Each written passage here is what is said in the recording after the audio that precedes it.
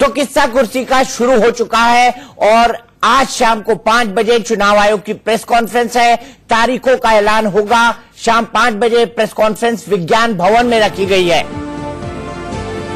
तो आज चुनाव आयोग की प्रेस कॉन्फ्रेंस है। शाम 5 बजे प्रेस कॉन्फ्रेंस है। चुनाव आयोग इससे पहले चुनाव की तारीखों की और सुरक्षा की पूरी समीक्षा कर चुका है। चुनावी तारीखों का ऐलान हो सकता है।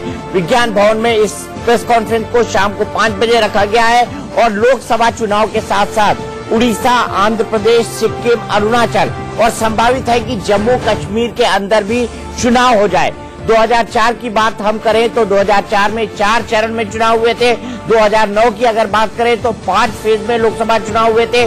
2014 में सबसे ज्यादा 9 फेज में लोकसभा चुनाव हुए थे और 2019 में जो लोकसभा बनाने की तारीख है वो 2 जून की है, यानी 2 जून से पहले लोकसभा का गठन हो जाएगा। 2014 के चुनावी नतीजे हम आपको बता रहे हैं। कुल 543 सीटों में एनडीए को बम्पर बहुमत मिला था।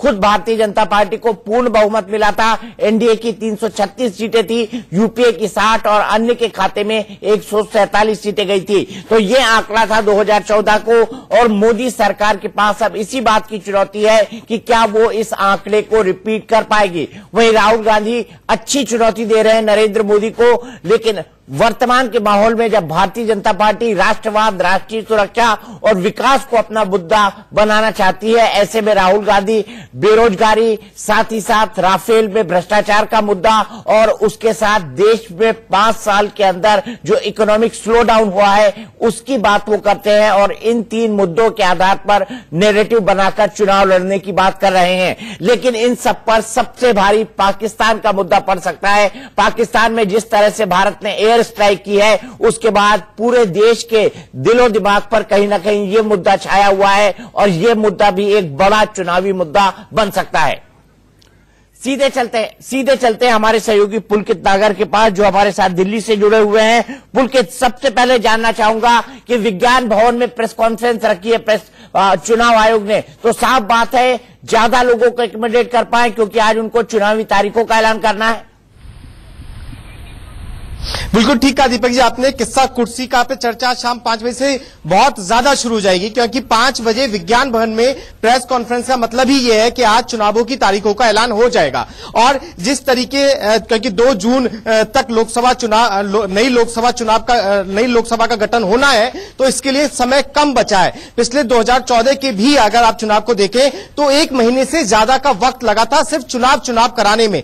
9 चरण में चुनाव हुए थे तो वक्त बहुत कम है। तो ऐसे में बिल्कुल साफ ये माना जा रहा है कि आज 5 बजे चुनाव की तारीखों की घोषणा हो जाएगी। जी बिल्कुल, आपने कहा कि चुनाव की घोषणा हो जाएगी, लेकिन पुलकित आपको क्या लगता है चुनाव आयोग कितने चरणों में इन चुनाव को कर सकता है? अगर पिछले चुनाव की बात की जाए तो 9 चरणों में हुआ था और क्या पूरी संभावना है कि 4 राज्यों के साथ जम्मू कश्मीर की विधानसभा में भी चुनाव की घोषणा कर दी जाए?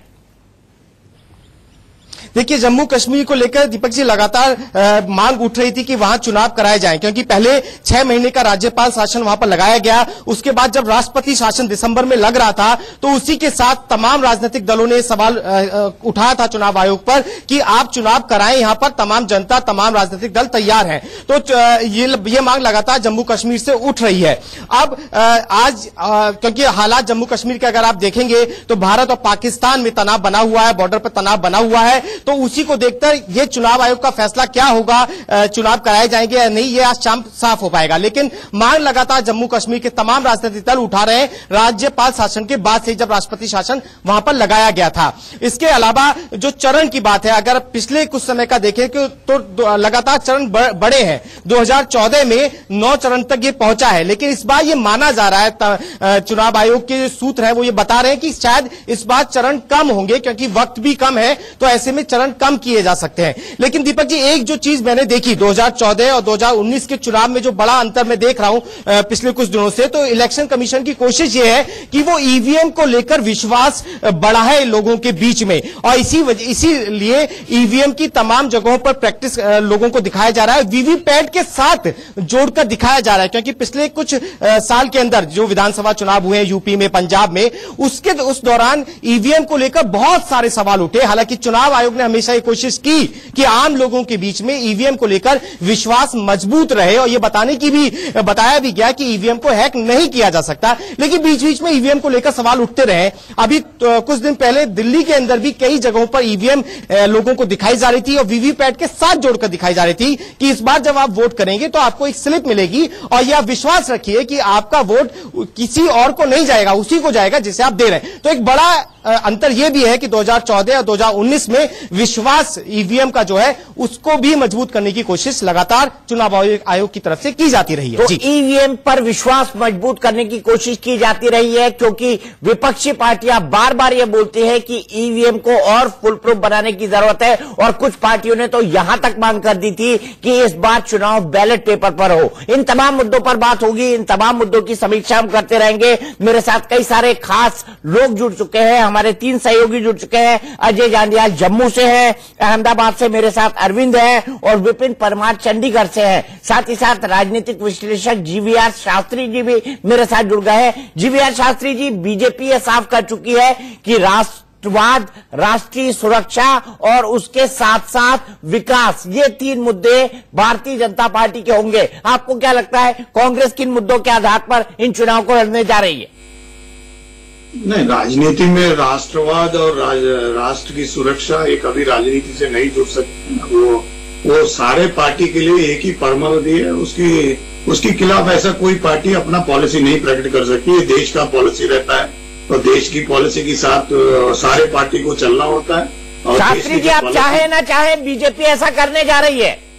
वो कर नहीं, अभी आप जो हमारा ये जो डेमोक्रेसी ऐसी डेमोक्रेसी है जिस तरीके से भी आप बना सकते हैं। ये 35 साल राम मंदिर की मुद्दा लेके चले थे, अब वो राम मंदिर का मुद्दा इनके पास रहा है नहीं, और राम मंदिर मुद्दा के अंदर ये बोल भी नहीं सकते हैं। तो इस तरीके से, लेकिन मैं पॉलिटिक्स के ना जाऊंगा, और ये भाषा इस तरीके से जो राष्ट्र की जो नियत होना चाहिए और देश की सुरक्षा है, ये दोनों चीजें ना पॉलिटिक्स से बाहर रखना चाहिए। और चाहे कोई भी पार्टी देश सत्ता में आएगी, सत्तारूढ़ में आएगी, उनके लिए, सबके लिए एक ही जैसा नियत है। और नियत जो है, क्योंकि इसके अंदर पार्टी की वजह से नियत बदलना नहीं चाहिए। ये डॉक्ट्रिन होता है, ये डॉक्ट्रिन के ऊपर इस तरीके से अपनी अपनी टिप्पणी, कोई भी पार्टी का हक नहीं बनता है, अधिकार नहीं बनता है, वो अपनी कोई भी टिप्पणी कर सकते हैं। शास्त्री जी, अगर आप प्रधानमंत्री जी के भाषणों को उठाएं, अगर आप अमित शाह जी के भाषणों को उठाएं, अगर आप राजनाथ सिंह जी के भाषणों को उठाएं, तो सभी ने खुलकर एयर स्ट्राइक का जिक्र किया है, राष्ट्रीय सुरक्षा का जिक्र किया है। किस तरह 26/11 के बाद मनमोहन सरकार कोई कार्रवाई पाकिस्तान पर नहीं कर पाई, इसका जिक्र किया है। साथ ही साथ वो लगातार ये कह रहे हैं कि पाकिस्तान की अभी घिग्गी बंधी हुई है, और संकेतों में ये भी कहा जा रहा है कि चुनाव के बीच में शायद कोई और एयर स्ट्राइक या किसी तरह की कार्रवाई पाकिस्तान पर हो। अगर ये नैरेटिव चला तो आपको नहीं लगता कांग्रेस बैकफुट पर आ जाएगी? नहीं, बात ये है डेवलपमेंट एंड अपलिफ्टमेंट। राजनीति सिर्फ ये 2 मुद्दे पे चलती है, डेवलपमेंट एंड अपलिफ्टमेंट। इस मुद्दे के लिए और कोई मुद्दा नहीं रह जाता है। और जहां तक इनकी अपनी बात की सवाल है, इनका ज्ञान विज्ञान इस तरीके से सोचने की मजबूर करती है, और इतने कमजोर रही है। ये कमजोरीपन, अपना कमजोरीपन को भी जनता, आज की जो जनता है बहुत जागरूक है। वो जागरूक इसीलिए उनके पास कम्युनिकेशन बहुत फास्ट चलता है, और उनका अपने अपने निर्णय अधिकार है, अपनी सोच है। वो ऐसे सोचते हैं, आराम से सोच के जवाब देंगे। क्योंकि इस तरीके से हम लोगों ने देखा था बीजेपी की सरकार में जब कारगिल वार हुई थी, उस टाइम पर इंडिया शाइनिंग, दीपक चौरसिया साहब, आपको तो मैं अच्छी तरह जानता हूँ, आपको याद होगा, इंडिया एक ऐसी इंडिया शाइनिंग करके ये लोग निकल पड़े थे। क्योंकि देश सुरक्षा के साथ इस तरीके से खिलवाड़ किसी को भी नहीं करना चाहिए, ये लोग करना चाह रहे हैं। तो इनके पास, क्योंकि इसका मतलब ये हो गया 2014 और 19 में इनको फर्क नजर आ रहा है। 2014 में एक ऐसी था, मजबूत सरकार था, मजबूत सरकार में इनको अपनी गिनत, क्योंकि प्राइम मिनिस्टर साहब ये कहते आ रहे हैं हम लोग प्रोग्रेस रिपोर्ट देंगे। वो प्रोग्रेस रिपोर्ट दे, जिसकी वजह से ये 5 साल के अंदर और 50 साल के अंदर जो कांग्रेस का पोजीशन था, और 50 साल और 5 साल मतलब 10% का क्या काम हो गए। ऐसी काम 90% कांग्रेस ने नहीं करी, और 10% बीजेपी ने कैसे क्या काम है वो करके दिखाई। ठीक है, इनको जवाब ठीक है। नवीन कुमार का जवाब ले लेते हैं। नवीन कुमार भारतीय जनता पार्टी के स्पोक्स पर्सन हमारे साथ जुड़ गए हैं। आपके रिपोर्ट कार्ड को मांग रहे जीवीआर शास्त्री जी। उनका कहना है कि राष्ट्रवाद और राष्ट्रीय सुरक्षा नहीं, बल्कि सरकार के रिपोर्ट कार्ड के आधार पर चुनाव होंगे। रिपोर्ट कार्ड अच्छा है नवीन आपका, दिखाएंगे जीवीआर शास्त्री जी को रिपोर्ट कार्ड? रिपोर्ट कार्ड तो पूरे देश को दिखाना है, जीवीआर शास्त्री जी को क्या दिखाना है दीपक जी। दूसरी बात यह है कि आप कह रहे राष्ट्रवाद राष्ट्रीय सुरक्षा कोई मुद्दा नहीं है। अगर देश की सीमाएं सुरक्षित नहीं तो फिर क्या है? अगर देश के अंदर आप अपने देश के अंदर घर पतवार में आतंकवादियों को पुष्पित पल्लवित करेंगे तो किसका नुकसान पहुंचाएंगे? जब अगर देश के अंदर लगातार विघटनकारी ताकतें पैदा होती रहेंगी और वो लोगों को विकास कार्यों को करने से रोकती रहेंगी तो उसका नुकसान किसको होगा? क्या अभी आप कारगिल की बात कर रहे थे, कारगिल में तो हमने जो पाकिस्तान ने कब्जा करने का प्रयास किया सारा का सारा वापस लिया, लेकिन 2008 में 26/11 हुआ और उसके अंदर 186 लोग मारे गए। कांग्रेस ने कबूतर नहीं मारा जाकर के, वो लगातार 3 महीने तक यही कहते रहे कि हम जवाब दे रहे हैं, जवाब दे रहे हैं, जवाब दे रहे हैं, पाकिस्तान से जवाब मांग रहे हैं। इस प्रकार से देश की सुरक्षा अगर सीमित नहीं रही, आप समझते हैं कितना देश का नुकसान हुआ उससे। आप विकास के मामले में कहीं टिकते नहीं, आप सुरक्षा के मामले में टिकते नहीं, राष्ट्रीय मुद्दे पर राष्ट्रीय सुरक्षा के मामले पर कांग्रेस कहीं आती नहीं और अलगाववाद, आतंकवाद और आतंकवादियों और विदेशी सरजमी पर जाकर के भारत सरकार को हराने की बात करते हैं। केवल इतना ही करेंगे, इससे देश थोड़ी बन सकता है। 125 करोड़ लोगों की अस्मिता की बात करनी पड़ेगी ना। इस सरकार ने पिछले 4.5 वर्षों में वो किया है जो आज तक नहीं हुआ। आज चाहे मैं किसानों 1 रैंक 1 पेंशन की बात करूं, सैनिकों के सम्मान के लिए किसानों को देने की बात करें, हमने 6,000 रुपए दिए ना साल में, आपने 6 रुपए नहीं दिए। यही नहीं बल्कि किसान अपनी फसल को दुगुना कर सके उसके लिए काम किया, एमएसपी को 1.5 गुना करने का काम किया, किसानों के बीज सस्ते मिल सके, अच्छे मिल सके, एक समय में 2 फसल की पैदावार हो, इसके लिए काम किया। गांवों तक फाइबर केबल पहुंचाने का काम किया, 2 लाख से अधिक गांवों में 6 करोड़ से ज्यादा किसान लोगों, गरीब लोगों को उज्ज्वला योजना से गैस के कनेक्शन देने का काम किया हो, गांवों तक सड़कें पहुंचाने का काम किया हो। इस देश के अंदर लगातार मैं इंफ्रास्ट्रक्चर की बात करूं, लंबे चौड़े पे बहुत सारी चीजें हैं। इंफ्रास्ट्रक्चर पे नितिन गडकरी ने जितना काम किया है उतना किसी ने किया ही नहीं होगा आज से पहले। मैं एक और कहना चाहता हूं, एजुकेशन के मामले में क्या हो, चाहे इस देश के पासपोर्ट का सम्मान बढ़ाने के लिए क्या हो, हर भारतीय का सम्मान बढ़ाने के लिए काम किया हो, अगर किसी ने किया तो नरेंद्र मोदी की सरकार ने किया। GVR शास्त्री जी, कहने के लिए बहुत है नवीन कुमार के पास। आप देख सकते हैं मुद्दों पर मुद्दे गिनाते रहे और आपके राष्ट्रवाद और राष्ट्रीय सुरक्षा को चुनावी मुद्दा न बनाने को भी अपने तर्कों से पंचर कर चुके हैं। वो राष्ट्रवाद और राष्ट्रीय सुरक्षा का ज्ञान और विज्ञान, इनकी ज्ञान और विज्ञान ये RSS से ऊपर का कभी आगे देख भी नहीं सकते हैं। एक जनता इकट्ठा है और राष्ट्रवाद के ऊपर आप प्रश्न नहीं लगा सकते हो। राष्ट्र सुरक्षा में पूरा 135 करोड़ की जनता की ये जिम्मेदारी बनती है, ड्यूटी बनती है, वो अपनी सेना के साथ खड़ा रहे। क्या 26/11 बता दो ना। अरे सुन लीजिए, पूरा सुन लीजिए, मैंने आपके बीच में नहीं बोला। खुदा न खास्ता कल 400-500 लोग इंडिपेंडेंट जीत के आ जाएगा तो भारतीय जनता पार्टी परमानेंट नहीं है। आपको लगता है इतना बड़ा चमत्कार होगा कि इंडिपेंडेंट लोग जीत के आ जाएंगे?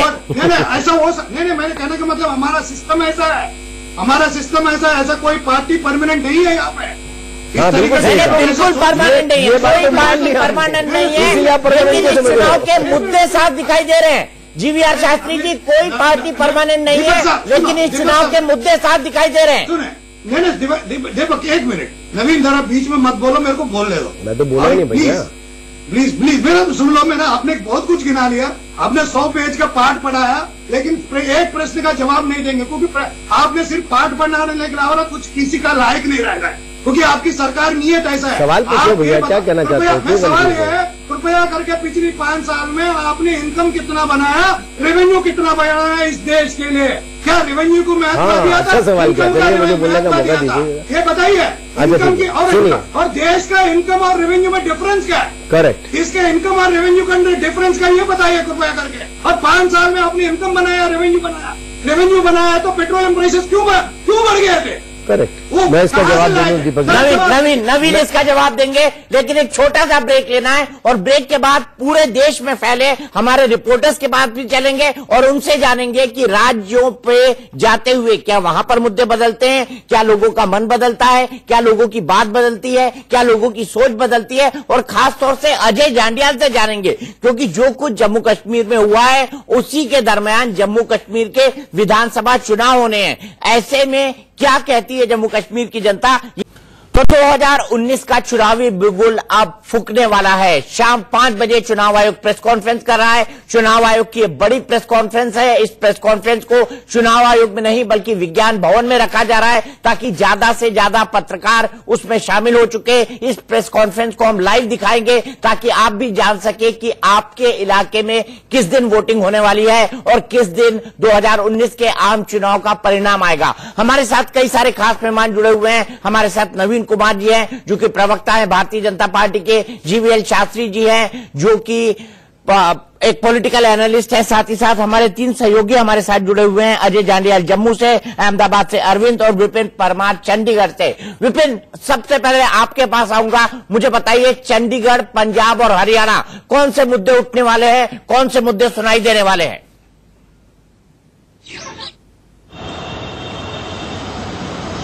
देखिए दीपक जी, रविवार का दिन रिलैक्सिंग मोड में तमाम जनता होती है और पॉलिटिकल पार्टीज जो है वो आज आपको रिलैक्स करने को नहीं मिलेगा विपिन, आज रिलैक्स नहीं, आज काम वार्ता रखी है। उसके बाद देखिए बिल्कुल दीपक जी, और ऐसे में पॉलिटिकल पार्टीज की भी नींद आराम होने वाली है क्योंकि कुछ रिलैक्स मोड में वो भी चले गए थे। सियासत की अगर बात की जाए, मुद्दों की अगर बात की जाए, 2014 के चुनाव में मोदी ने ताबड़तोड़, प्रधानमंत्री नरेंद्र मोदी ने ताबड़तोड़ रैलियां की थी, एक मोदी वेव का जिक्र हुआ था और मोदी वेव देखने को भी मिली थी जिस तरह से लोकसभा के परिणाम आए। ऐसे में मुद्दे अगर बात की जाए, हरियाणा और पंजाब के तमाम मुद्दों की बात की जाए तो पंजाब में इस समय कांग्रेस की सरकार विधानसभा में जीती है और बहुमत के साथ जो है कांग्रेस की सरकार इस समय विधानसभा में काबिज है। लेकिन लोकसभा की अगर बात की जाए तो तमाम चीजें हैं, लेकिन साथ ही साथ जिस तरह से जो फैक्टर्स की बात की जा रही है, पंजाब में पिछले 2014 के लोकसभा नतीजों की अगर बात की जाए तो कांग्रेस को 3 सीट्स जो है वो हासिल हुई थी लोकसभा के चुनावों में, आम आदमी पार्टी को 4 और शिरोमणि अकाली दल को जो है एनडीए अलायंस यानी कि शिरोमणि अकाली दल और भाजपा अलायंस को जो है 4 और 2 बीजेपी को सीट्स जो है वो हासिल हुई थी। तो ऐसे में उन समीकरणों को बरकरार रखना एक बड़ा चुनौती जो है एनडीए अलायंस यानी कि शिरोमणि अकाली दल और भाजपा के पास है। ऐसे में मुद्दे जो है वो तमाम देश से जुड़े मुद्दे हैं। लगातार जो है कांग्रेस की ओर से राफेल का मुद्दा पंजाब में उठाया गया तो भारतीय जनता पार्टी जो है वो सर्जिकल यानी कि एयर स्ट्राइक जो किया गया उसको लेकर जो है लगातार जनता के बीच में जो है प्रमोशन कर रही है। ऐसे में हरियाणा की अगर बात की जाए तो 2014 के जो समीकरण थे उसमें 8 सीटों पर भारतीय जनता पार्टी लड़ी थी और 7 सीटों पर जो है वो भारतीय जनता पार्टी के द्वारा जीत हासिल की गई थी, जिसमें से 2 जो है वो आईएनएलडी अकाली दल के अलायंस को मिली थी और 1 कांग्रेस पार्टी यानी कि रोहतक की जो सीट थी वो कांग्रेस पार्टी के हिस्से में गई थी। तो ऐसे में वर्चस्व की लड़ाई जो है हरियाणा में कांग्रेस के लिए भी है, लेकिन भारतीय जनता पार्टी उसी को रिपीट करने को लेकर जो है तमाम मुद्दों के साथ विकास की बात लगातार की जा रही है। हरियाणा एक, हरियाणवी एक का नारा जो है उसे प्रमोट करने का काम जो है मुख्यमंत्री मनोहर लाल खट्टर के द्वारा किया जा रहा है। लेकिन देखना यह होगा कि जनता का मूड क्या है, पंजाब और हरियाणा की जनता इस बार किसके साथ जाती है, क्योंकि जो मोदी वेव पिछली बार चली थी क्या वो असर रहेगा और जो तमाम मुद्दे देश और प्रदेश के दोनों प्रदेशों में इस समय प्रज्वलित है उनको लेकर दोनों राजनीतिक पार्टियों की अगर बात की जाए तो किस तरह से भुनाती है और किस तरह से जनता के साथ समन्वय बनाकर जो है अपनी जो पार्टी है, अपना जो संगठन है उसको। जी विपिन, आप बने रहिए हमारे साथ, लगातार हम आपके पास आते रहेंगे और चंडीगढ़, पंजाब, हरियाणा इन तमाम राज्यों की और साथ ही साथ हिमाचल उसकी जानकारी आपसे लेते रहेंगे। फिलहाल हम लेंगे एक छोटा सा ब्रेक के बाद जब हाजिर होंगे तब हमारी ये खास बहस जारी रहेगी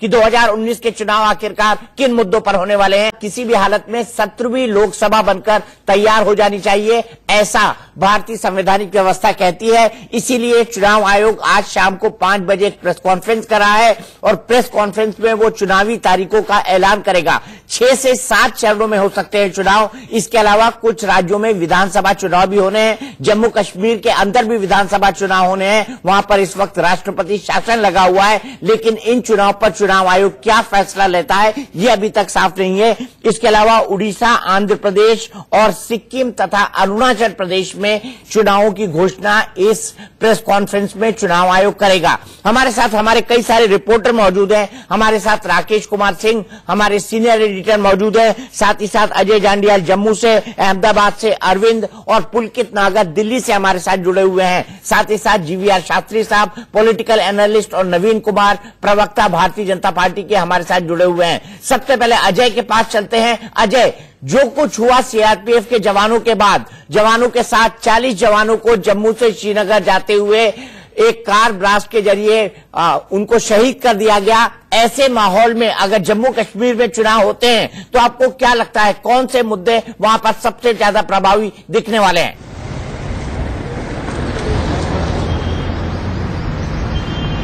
देखिए दीपक जी, अगर अभी चुनावों की अगर बात करें और मुद्दों की अगर बात करें तो जाहिर तौर पे मुद्दे जो है अहम कहीं ना कहीं पहले डेवलपमेंट हुआ करते थे, मगर जब ये पुलवामा हमला हुआ और उसके बाद एयर स्ट्राइक भारतीय एयरफोर्स ने किया, उसके बाद जोश जो जहां जम्मू की अगर बात करें जो जम्मू कश्मीर के लोगों का है, वो सीधे तौर पे ये दर्शाता है कि जम्मू कश्मीर की सुरक्षा और जम्मू कश्मीर में लगातार आतंकवाद जो पनपा है पिछले कई सालों में, उसको कौन कर पाता है, एक बड़ा अहम मुद्दा रहने वाला है। और खासतौर पे जम्मू की बात करें और अगर बात देखें डेवलपमेंट के इश्यूज की, तो जो डेवलपमेंट इश्यूज थे, जिस चीज को लेकर जम्मू कश्मीर में भाजपा ने जब प्रधानमंत्री की पहली रैली शुरू हुई थी, मुझे याद है प्रधानमंत्री वैष्णो देवी गए थे और उसके बाद उन्होंने रैली संबोधित करते हुए कहा था कि जो चाहे कश्मीरी पंडितों की घर वापसी है कश्मीर में, चाहे बॉर्डर पर रहने वाले बेस्ट पाकिस्तानी रिफ्यूजियों को अपने हक दिलाना है, उनको नागरिकता दिलाना है, या फिर तीनों खित्तों को बराबर का हक मिलना, ये अहम मुद्दे जो है उस वक्त थे और आज भी वो मुद्दे हैं। हालांकि अगर बात की जाए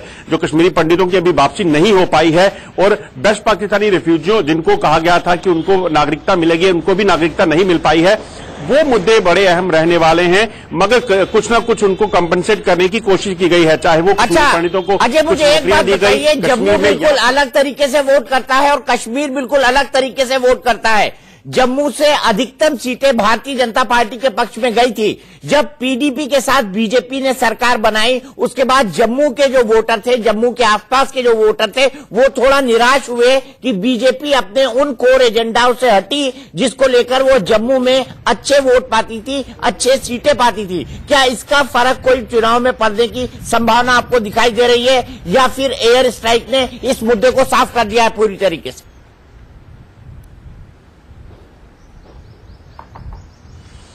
बिल्कुल, अगर कुछ समय पहले तक की बात करें तो यकीनन ये एक बड़ा मुद्दा था कि भारतीय जनता पार्टी को वोट देने का फायदा क्या अगर वो फिर पीडीपी या नेशनल कॉन्फ्रेंस के साथ जाकर सरकार बनाएगी, और वही हुआ था पिछले चुनावों में। मगर इस बार की बात करें, जब एयर स्ट्राइक हुआ, जब पुलवामा हमले के बाद लगातार ये खबरें आई कि एयर स्ट्राइक करके 300 आतंकियों को मारा गया, ये खबरें आई कि बॉर्डर पर लगातार पाकिस्तान की कई चौकियों को जो है तबाह किया गया, और उसके बाद लगातार प्रधानमंत्री की, चाहे वो दिल्ली में रैली रही, मुंबई में रही या कहीं भी रही, उनके जरिए जो बयान आए उसमें साफ लगा कि कहीं ना कहीं एक विल है जो है वो उसकी वजह से जो है पाकिस्तान पर कार्रवाई हो पाई है। आज सेपरेटिस्ट नेताओं की सिक्योरिटी वापस ले गई है, आज सेपरेटिस्ट नेताओं को एनआईए के समन करके दिल्ली बुलाती है, उनको डिटेन किया गया है, पीएसए लगा है। तो ये चीजें जो है कहीं ना कहीं उस चीज को कवर जरूर कर रही हैं, ठीक है, मगर ये नहीं कह सकते कि ये बिल्कुल खत्म हो जाएंगी। ये जरूर एक चीज रहेगी, क्योंकि पिछली बार 25 सीटें बीजेपी ने इसको ली थी, और एक बड़ा एक जो स्ट्रोक बीजेपी ने ये कहूंगा कि जो केंद्र का रहा और उसका फायदा बीजेपी को सीधे मिलेगा, वो ये रहा कि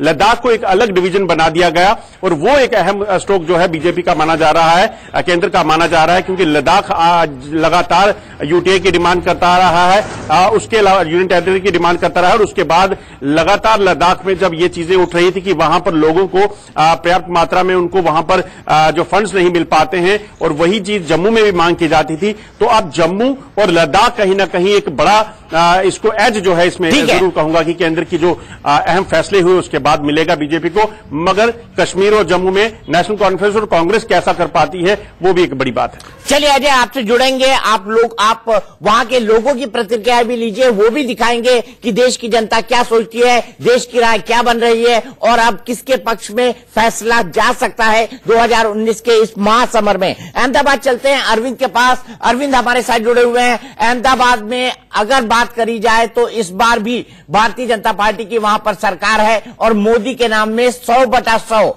यानी 100% रिजल्ट रहा था अरविंद पिछले लोकसभा चुनाव में 2014 में। क्या इस तरह की लहर आपको वहां दिखाई दे रही है? क्या 100% सीटें भारतीय जनता पार्टी एक बार फिर पा सकती है गुजरात से?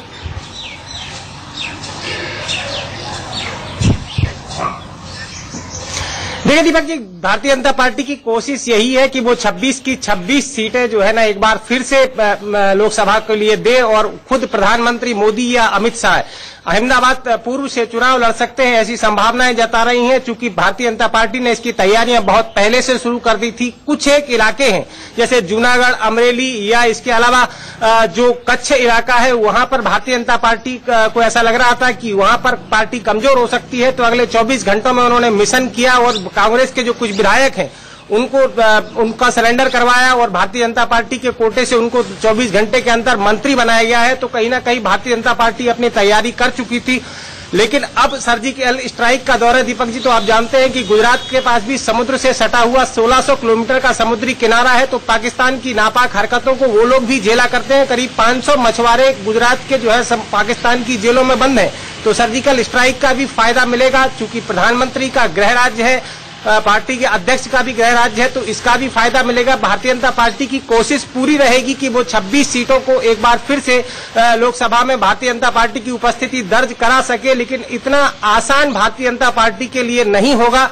कुछ एक खामियाजा भारतीय जनता पार्टी को उठाना पड़ेगा। और कांग्रेस भी इस बार मजबूत हुई है। 2014 का जब दौर था तो भारतीय जनता पार्टी को बहुत सारी मात्रा में वोट मिले थे, लेकिन जब 2017 का विधानसभा का चुनाव आया था तो उस प्रतिशत में कमी आई थी। और ये परसेंटेज इस बार भी देखा जा सकता है। तो आने वाले समय में भले 26 की उम्मीद लगा के बैठी है पार्टी, लेकिन 26 सीटें मुझे मिलती हुई नजर नहीं आती। कहीं ना कहीं कांग्रेस को भी कुछ फायदा होगा। स्थानीय मुद्दे हैं, बेरोजगारी का मुद्दा है। गुजरात इस बार सूखे के दौर से गुजर रहा है, सूखा है कुछ इलाकों में। तो कहीं ना कहीं इन सब चीजों का भी अपना एक मायना होगा दीपक जी। ठीक है, तो अहमदाबाद के साथ साथ पूरे गुजरात की अरविंद हम बात करते रहेंगे। आप वहां के लोगों से बात करिए, उनकी भी राय जानिए। वैसे अहमदाबाद में अगर आप जिससे भी बात करेंगे तो वो भारतीय जनता पार्टी की बात करेगा, क्योंकि अहमदाबाद भारतीय जनता पार्टी का दशकों से एक बहुत बड़ा गढ़ रहा है। तो पूरे गुजरात की भले से परीक्षा ना हो, लेकिन एक मत सामने आकर निकलता है। सीधे चलते हैं हमारे सहयोगी सरस्वती चंद्र के पास। सरस्वती चंद्र भोपाल से हमारे साथ जुड़े हुए हैं। सरस्वती, 29 में से अधिकतर सीटें, 25 से ज्यादा सीटें भारतीय जनता पार्टी ने 2014 में जीती थी, लेकिन इस बार वहां कमलनाथ की सरकार है। कांटे की टक्कर होने वाली है। सरस्वती, लोग क्या कहते हैं भोपाल के, उनकी राय भी जानिए।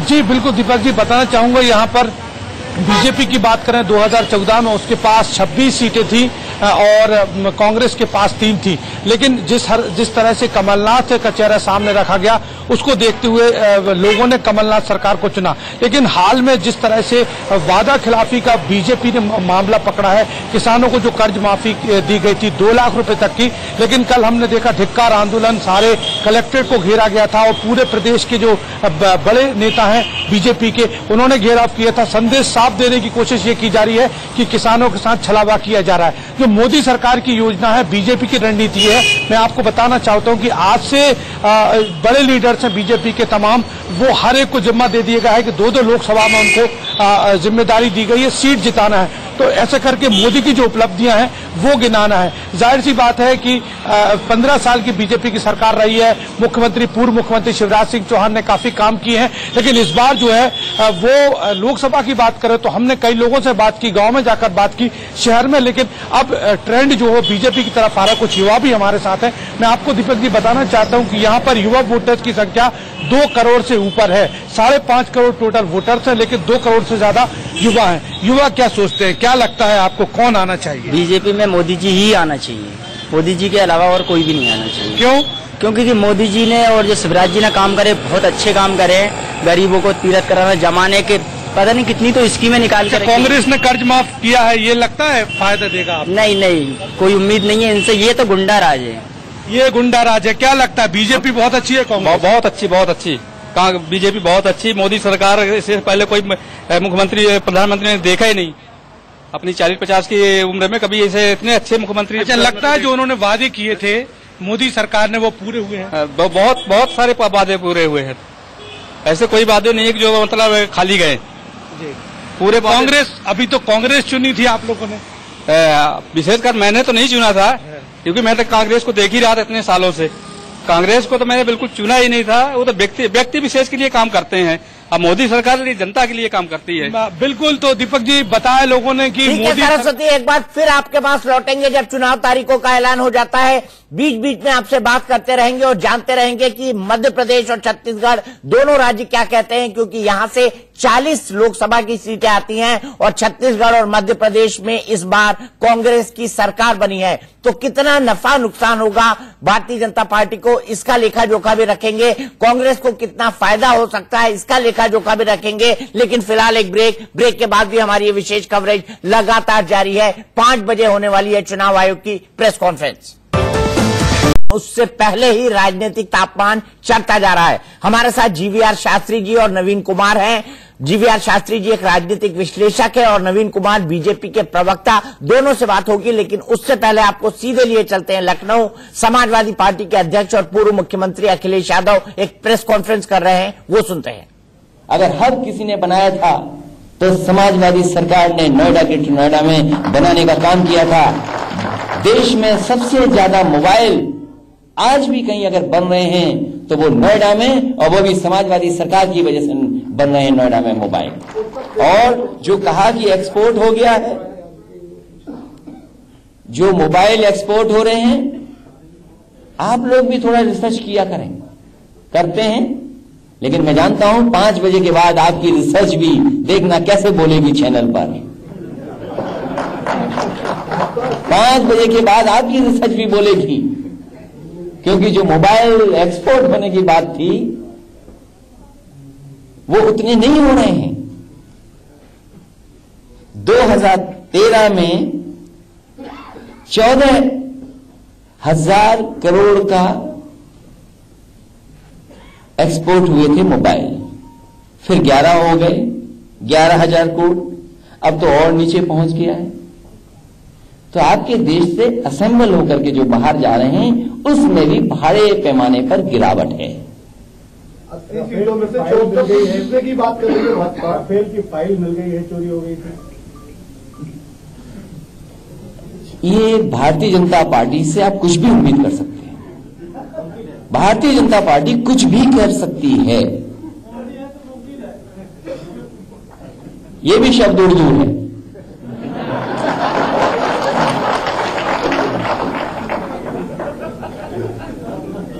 सोचिए, अपना प्रचार करने के लिए उन्होंने उर्दू का सहारा लिया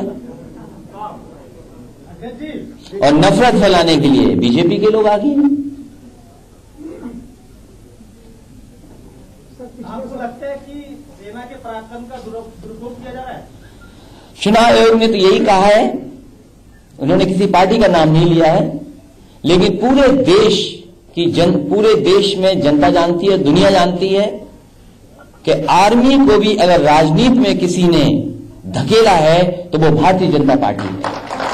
और मैं आपको बता दूं, मैं खुद मिलिट्री स्कूल से पढ़ा हूं। मैंने एक दिन प्रेस में कहा था, मैं खुद मिलिट्री स्कूल में पढ़ा हूं और हमारे तमाम नौजवान जो अफसर्स थे वो शहीद हुए हैं आतंकवादियों से लड़ते लड़ते, लेकिन कभी हमने प्रचार नहीं किया। हमारे रिश्तेदार, हमारे परिवार, हालांकि हमारे परिवार में तो नेताजी तो डिफेंस मिनिस्टर तक रहे। उस दिन नेताजी ने ताऊजी के बारे में बताया कि किस तरीके से लड़ाई में वॉर में गए, फिर वॉर से वापस आ गए। ये तो हमारे हिस्से में आती जो आर्मी का रिश्ता है, कम है। और अगर मेरी पत्नी के परिवार के बारे में जानना चाहोगे तो इतने फौज में जिसकी आप कल्पना नहीं कर सकते। और एक बार तो बहुत आग बबूला हो गए थे लोग, मैंने कुछ कह दिया था शहीदों के बारे में। सोचो बीजेपी वाले कितने आग बबूला हो गए थे। अब तो सब सच्चाई सामने है। कौन सेवा कर रहा है देश की सीमाओं की? गरीब किसान का बेटा कर रहा है। गरीब का बेटा सीमा पर सुरक्षा दे रहा है, रक्षा कर रहा है देश की। और इन्हें केवल दिखाई दे रहा है कि इससे वोट का हिसाब किताब कैसे कर लें। कभी जाएं उनके घर में, पूछें कि उनके साथ जो हुआ है, उन्होंने जो खोया है, जिंदगी भर का दुख है, उससे भी ये वोट निकालने की कोशिश कर रहे हैं। इसीलिए मैंने कहा कि बीजेपी के लोग सत्ता में आने के लिए किसी सीमा तक जा सकते हैं। जिन्होंने गाय मां को नहीं छोड़ा, जिन्होंने गंगा मैया तक को बदनाम कर दिया, वो किसी सीमा तक जा सकते हैं।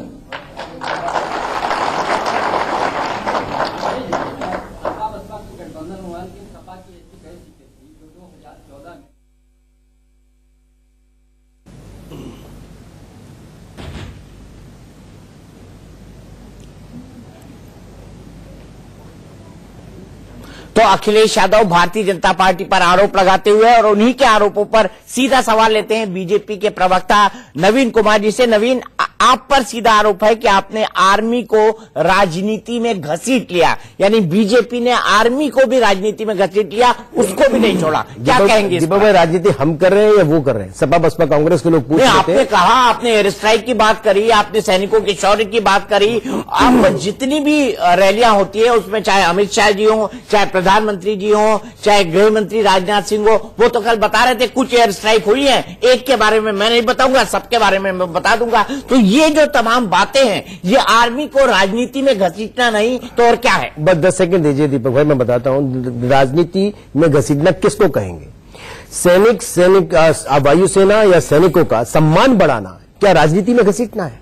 क्या उनके शौर्य के लिए सम्मान देना? क्या उनके नाम पर बयानबाजी देंगे और नैरेटिव को बदलने की कोशिश करेंगे? नैरेटिव तो मतलब राजनीति में घसीटना नहीं दीपक भाई, क्या है? मैं नैरेटिव बताता हूं।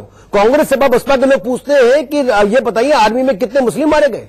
ये खुद अखिलेश यादव कहते हैं कितने दलित मारे गए, कितने जो ये राजनीति है या ये राजनीति है कि सैनिकों का सम्मान करेंगे, सैनिकों के लिए सम्मान, शौर्य के लिए सम्मान करेंगे, उनकी गाथाओं की, उनकी जो उन्होंने प्राणों की आहुति दी है उसके लिए हर एक कार्यकर्ता खड़ा है। आप उसको वोट में जाए, किसने कांग्रेस को रोका? किसने कांग्रेस सपा बसपा को रोका? इसीलिए आपने एयर स्ट्राइक की ताकि आपको वोट मिल सके। हमने आतंकवादियों को मारा, हमने अपने जवानों को है, लेकिन ये भी एक मुद्दा है अगर इस एयर स्ट्राइक का गुणगान कर 26/11 में दीपक भाई 26/11 हुआ, 186 लोग मारे गए हमारे देश के, और पूरी यही जवान थे, यही सेना थी, यही बंदूकें थी, यही गोलियां थी। हम तो 10 साल पुरानी गोली और बंदूक उन जवानों से जाकर के हमने जाकर के पाकिस्तान के अंदर घुस करके मारा। किसने हाथ रोके थे कांग्रेस के? किसने रोके थे? क्यों नहीं किया पाकिस्तान पर हमला? 1971 की बार बार बात कहते हैं, जिसमें कहते हैं कि अटल जी ने उनको बड़ा सम्मान दिया इंदिरा जी को। आपने 93,000 पाकिस्तान के सैनिक छोड़ दिए। आज भी मेरे 54 जवान पाकिस्तान की जेल में सड़ रहे 71 की लड़ाई वाले। क्यों नहीं उनको लिया गया? कौन जिम्मेदार है इसका? इनसे कोई सवाल नहीं पूछे। और ऊपर से कहते राजनीति करेंगे। राजनीति ये सैनिकों का अपमान करके करेंगे तो राजनीति है। और हमने सैनिकों का सम्मान किया, हमने शौर्य की गाथा उनकी गाने के लिए लोगों को साथ में लेकर के चले, तो हम राजनीति कर रहे हैं। अगर देश के वोट मिल जाए, अगर देश के सैनिकों का सम्मान करने के लिए, ताकि नवीन कुमार की पार्टी को वोट मिल जाए, अगर देश के सैनिकों का सम्मान करने के लिए आप समझते हैं कि हम राजनीति कर रहे हैं तो करते रहेंगे। अगर देश के सैनिकों के सम्मान के लिए रात दिन हम खड़े हैं तो खड़े रहेंगे। अगर आप समझते हैं राष्ट्रवाद की बात करेंगे तो हमारे लिए वोट मिलेगा तो हम करेंगे। बाकी दलों को किसी ने नहीं रोका। जीवीआर शास्त्री जी, जवाब, आपके सवाल का जवाब भी लूंगा, पर यहां जवाब बनता है। इन्होंने साफ कह दिया कि सैनिकों के शौर्य की बात होगी, एयर स्ट्राइक की बात होगी, अगर उससे वोट मिलते हैं तो मिले, ये भी साफ कर दिया उन्होंने। ऐसा है, मैं नवीन कुमार साहब को उनकी मजबूरी समझता हूँ, बीजेपी की मजबूरी समझता हूँ। उनके पास जितने भी ब्रह्मास्त्र थे वो ब्रह्मास्त्र के बाद आपने चुने के बता दो ना भाई।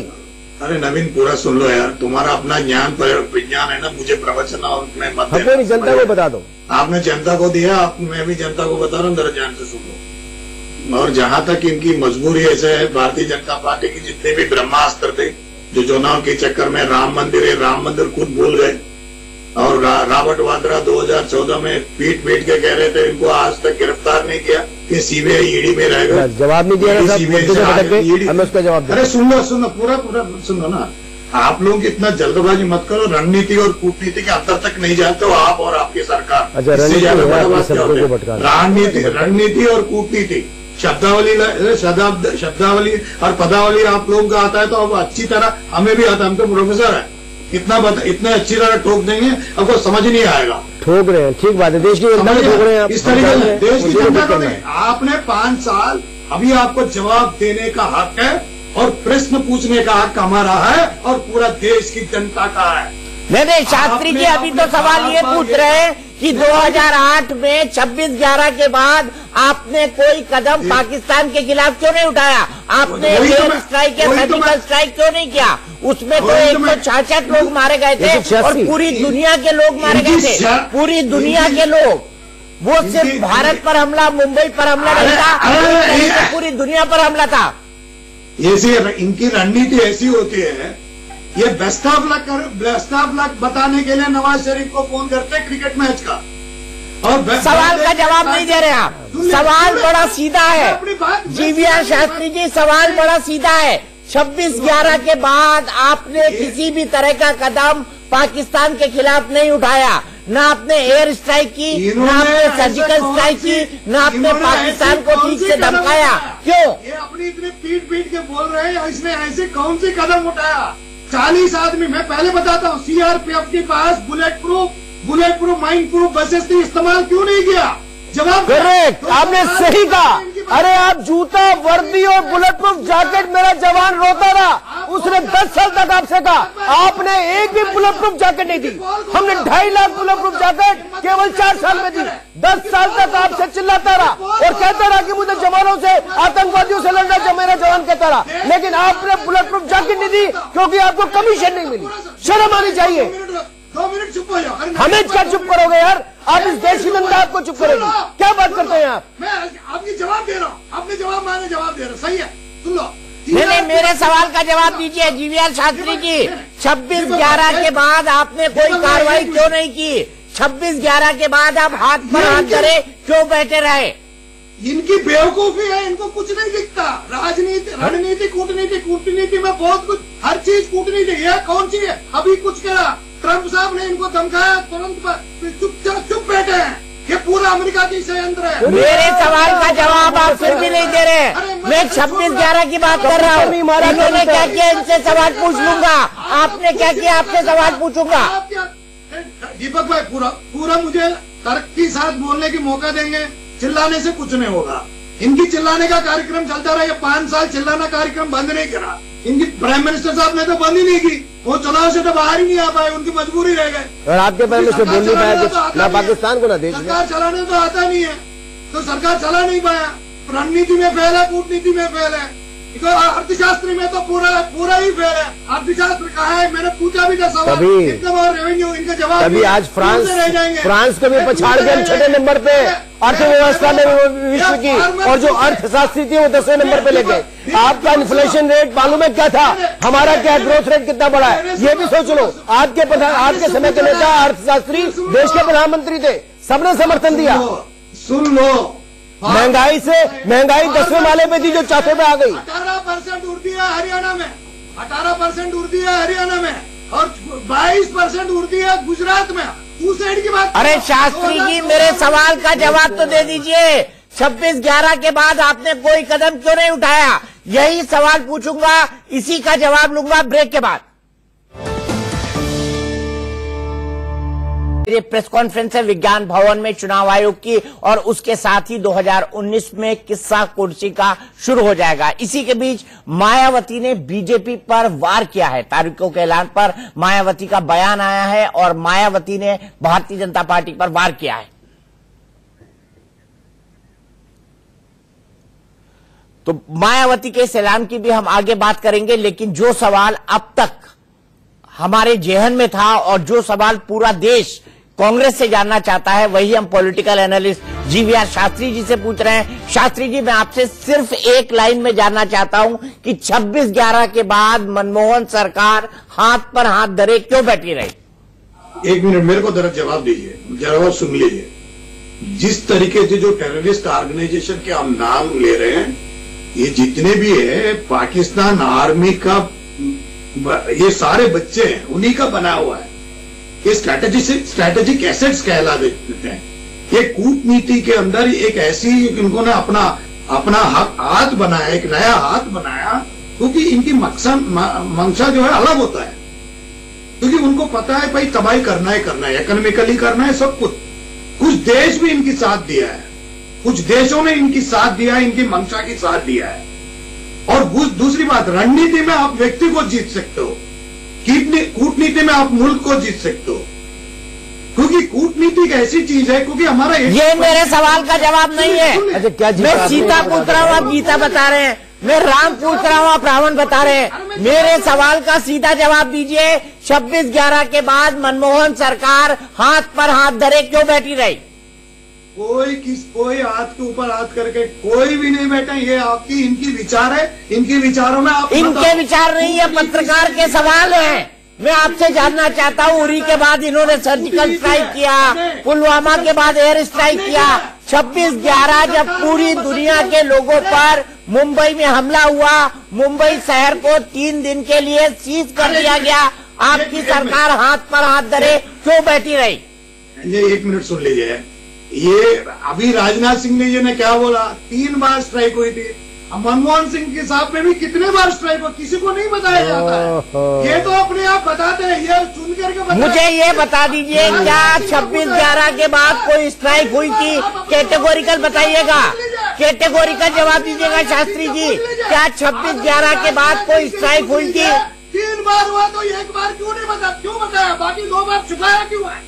अरे सबूत दें, ये छोड़ो भाई, आपने देश को इन्होंने बेड़ा गर्क कर दिया 7-8 साल में, अभी ठीक लगे तब आपको कष्ट हो रहा है। देखिए मेरे दर्शक आपको सुन रहे हैं, वो इस बात को सत्य मान लेंगे कि आपके पास इस सवाल का जवाब नहीं है कि 26/11 के बाद आपने क्या किया।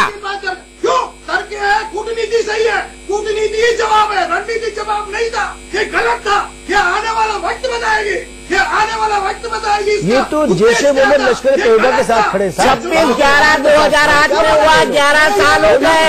आपकी सही पर क्या कार्रवाई की? अगर कूटनीति जवाब था दिव्या शास्त्री जी, अगर कूटनीति जवाब था तो हाफिज सईद के खिलाफ, जकीर रहमान नकवी के खिलाफ, नकवी के खिलाफ कोई कार्रवाई क्यों नहीं हुई? बाहर नहीं आएंगे ना, सच्चाई से तो बाहर नहीं होंगे। सच्चाई तो आज नहीं तो 5 साल 10 साल की बात, किस बात के ऊपर बहस होगी और बाहर आएगी। आज हकीकत को ज्यादा देर पेंट नहीं कर सकते, क्योंकि वो सच्चाई में बदल जाती है। सच्चाई को आप बदल नहीं सकते हो। सच्चाई जो था वो ये तो बता दीजिए, सच्चाई था क्या?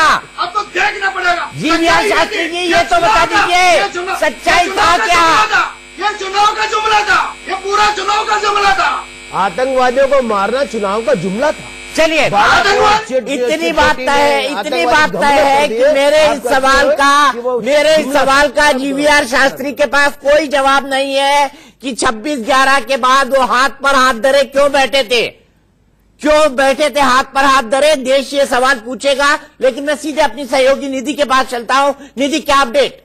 बिल्कुल, थोड़ी देर पहले दीपक जी आपने मायावती के बारे में कहा, उनका बयान सामने आ चुका है ट्विटर पर। मैं आपको पढ़कर बताती हूँ। बहुप्रतीक्षित लोकसभा चुनाव कार्यक्रम की आज शाम घोषणा होते ही आचार संहिता के लागू हो जाने से प्रधानमंत्री श्री मोदी की खोखली व हवाई घोषणाओं व शाही खर्चों वाले इनके सरकारी शिलान्यास आदि प्रोग्राम से देश को मुक्ति तो मिल जाएगी, लेकिन जनता इनके अन्य हथकंडों से भी सावधान रहे।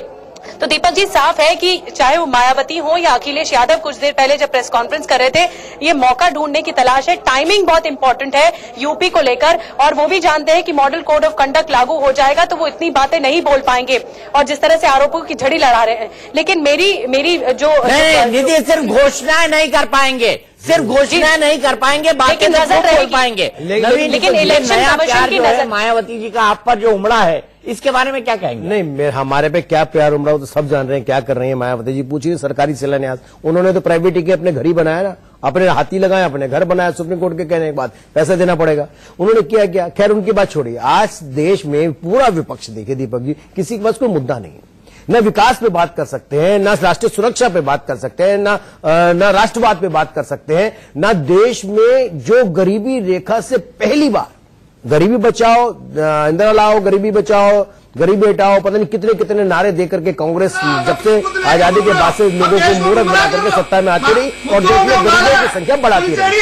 पहली बार है कि नरेंद्र भाई मोदी ने कहा तो गरीब 2 करोड़ से ज्यादा गरीबी रेखा। शास्त्री जी से एक बार निपट लेते हैं। शास्त्री जी मुझे शास्त्री जी मेरे सवाल का जवाब देंगे? जवाब दीजिए, हाँ या ना। मेरे सवाल का जवाब देंगे आप? बोलिए। पक्का देंगे ना? इधर उधर तो नहीं भागेंगे? नवीन कुमार को बीच में मत बोलने दीजिए। नवीन कुमार नहीं बोलेंगे बीच में। मेरा सिर्फ इतना सवाल है कि 26/11 के बाद मनमोहन सरकार हाथ पर हाथ धरे क्यों बैठी रही? नहीं, सर्जिकल स्ट्राइक मनमोहन सिंह की सरकार में हुआ था। कब हुआ था? तारीख बता दीजिए, जगह बता दीजिए, किसने किया था ये बता दीजिए, director general of military operation कौन था ये बता दीजिए, चीफ ऑफ आर्मी स्टाफ कौन था ये बता दीजिए, रक्षा मंत्री का नाम आपको पता है? दीपक, मैंने शुरुआत में ये कहा था, देश की जो सुरक्षा और राष्ट्र की प्रति राष्ट्रवाद जो है, दोनों मुद्दे सारे पार्टी के लिए एक है और सुरक्षा, ये कोई भी पार्टी हो, कोई राजनीति। चलिए, सर्जिकल स्ट्राइक किया, मैंने आम का जवाब अमरूद, आम का जवाब अमरूद हमने सुन लिया है, लेकिन मुझे एक ब्रेक के लिए रुकना है। ब्रेक के बाद हम शुभ्रांश राय जी के पास भी आएंगे, नवीन के पास भी आएंगे। ब्रेक। तो आज की सबसे बड़ी खबर यह है कि शाम 5 बजे चुनाव का ऐलान हो जाएगा। इसी पर हम खास बहस कर रहे हैं। हमारे साथ कई सारे मेहमान जुड़े हुए हैं। हमारे साथ बीजेपी के प्रवक्ता नवीन जी हैं, साथ ही साथ पॉलिटिकल एनालिस्ट जीवीआर शास्त्री साहब हैं। इसके अलावा शुभ्रांश राय भी हमारे साथ जुड़े हुए हैं और दीपक झा, दोनों राजनीतिक विश्लेषक हैं, दोनों हमारे साथ जुड़े हुए हैं। शुभ्रांश, आपको क्या लगता है 26/11 के बाद आखिरकार मनमोहन सरकार ने कोई कदम क्यों नहीं उठाया? देखिए दीपक जी, 26/11 की जो घटना थी वो हिंदुस्तान के गाल पे बहुत बड़ा एक थप्पड़ है और इसे आप कलंक के रूप में भी याद कर सकते हैं। लेकिन रही दूसरी बात ये कि उस समय हिंदुस्तान की इकोनॉमी भी उस तरह से नहीं थी और पूरा वर्ल्ड जो था वो अपने आप की इकोनॉमी स्लो डाउन में था।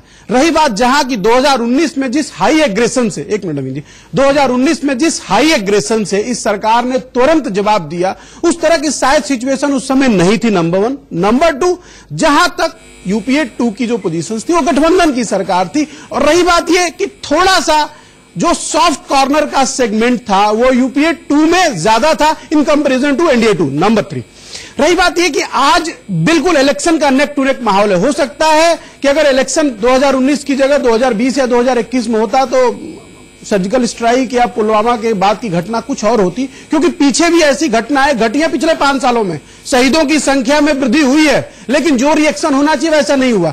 तो ठीक है, अगर मैं इसको डायरेक्टली इनडायरेक्टली आपस में कोरिलेट करने की कोशिश करूं तो अटैक हुआ, देश इस जज्बे को सलाम करता है, देश सेना के शौर्य के साथ बरकरार है, लेकिन सेना के शौर्य का राजनीतिकरण हो रहा है। और रही बात यह कि घटना चाहे जितनी भी हो, रिजल्ट उसका चाहे कुछ भी हो, इंपैक्ट चाहे जितने सर्टेन परसेंटेज में आया हो, लेकिन मार्केटिंग 100% हो रही है इस नई सरकार के द्वारा। नवीन, आप मार्केटिंग के एक्सपर्ट हैं और मार्केटिंग आप शानदार कर रहे हैं दीपक भाई, और आपने सेना के शौर्य की भी मार्केटिंग कर दी, उस पर अपना ब्रांड लगा के बेच रहे हैं। मुझे जो है, क्योंकि 2 बातें बड़ी महत्वपूर्ण और गंभीर कही हैं। पहली बात तो ये, आपने कहा कि अगर ये 2019 के चुनाव को देख करके हमला किया गया पाकिस्तान के ऊपर, सर्जिकल स्ट्राइक कब हुआ था? कौन सा चुनाव था? चलिए बताइए आंसर एक साथ। मेरा एक आपके कहने से एक आंसर मैं क्या बताऊंगा। आप तो देश की सेनाओं का सम्मान गिराते रहे, देश की सम्मान का उसकी बात करते रहे, मैं उसकी बात नहीं करा। पहले रुक जाइए, मैं अपने एक का जवाब देता हूँ। अरे नरसिम्हा जीवीआर साहब, आपको ही बताता हूँ मैं। कांग्रेस में, मैं दीपक भाई 2 चीजों का सीधे सीधे जवाब देता हूँ। पहला, कांग्रेस ने सर्जिकल स्ट्राइक की, आपने कहा, सुनो जीवीआर, अरे मैं आप ही की बात कह रहा हूँ।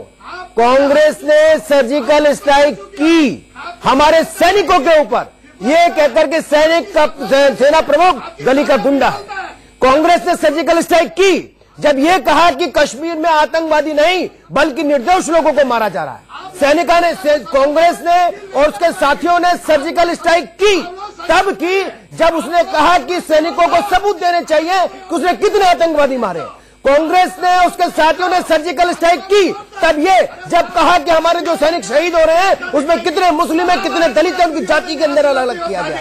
कांग्रेस और उसके साथियों ने सर्जिकल स्ट्राइक की जब 125 करोड़ लोगों का सम्मान देश का गिराने के लिए, और पूरी विपक्ष ने, उस समय हम विपक्ष में थे 26/11 में, पूरा समर्थन दिया कांग्रेस को, उसकी सरकार को, और उसने कबूतर भी मारा जाकर के पाकिस्तान के अंदर। आप कहते हैं कि हमारे पास उस समय की स्थिति ऐसी थी।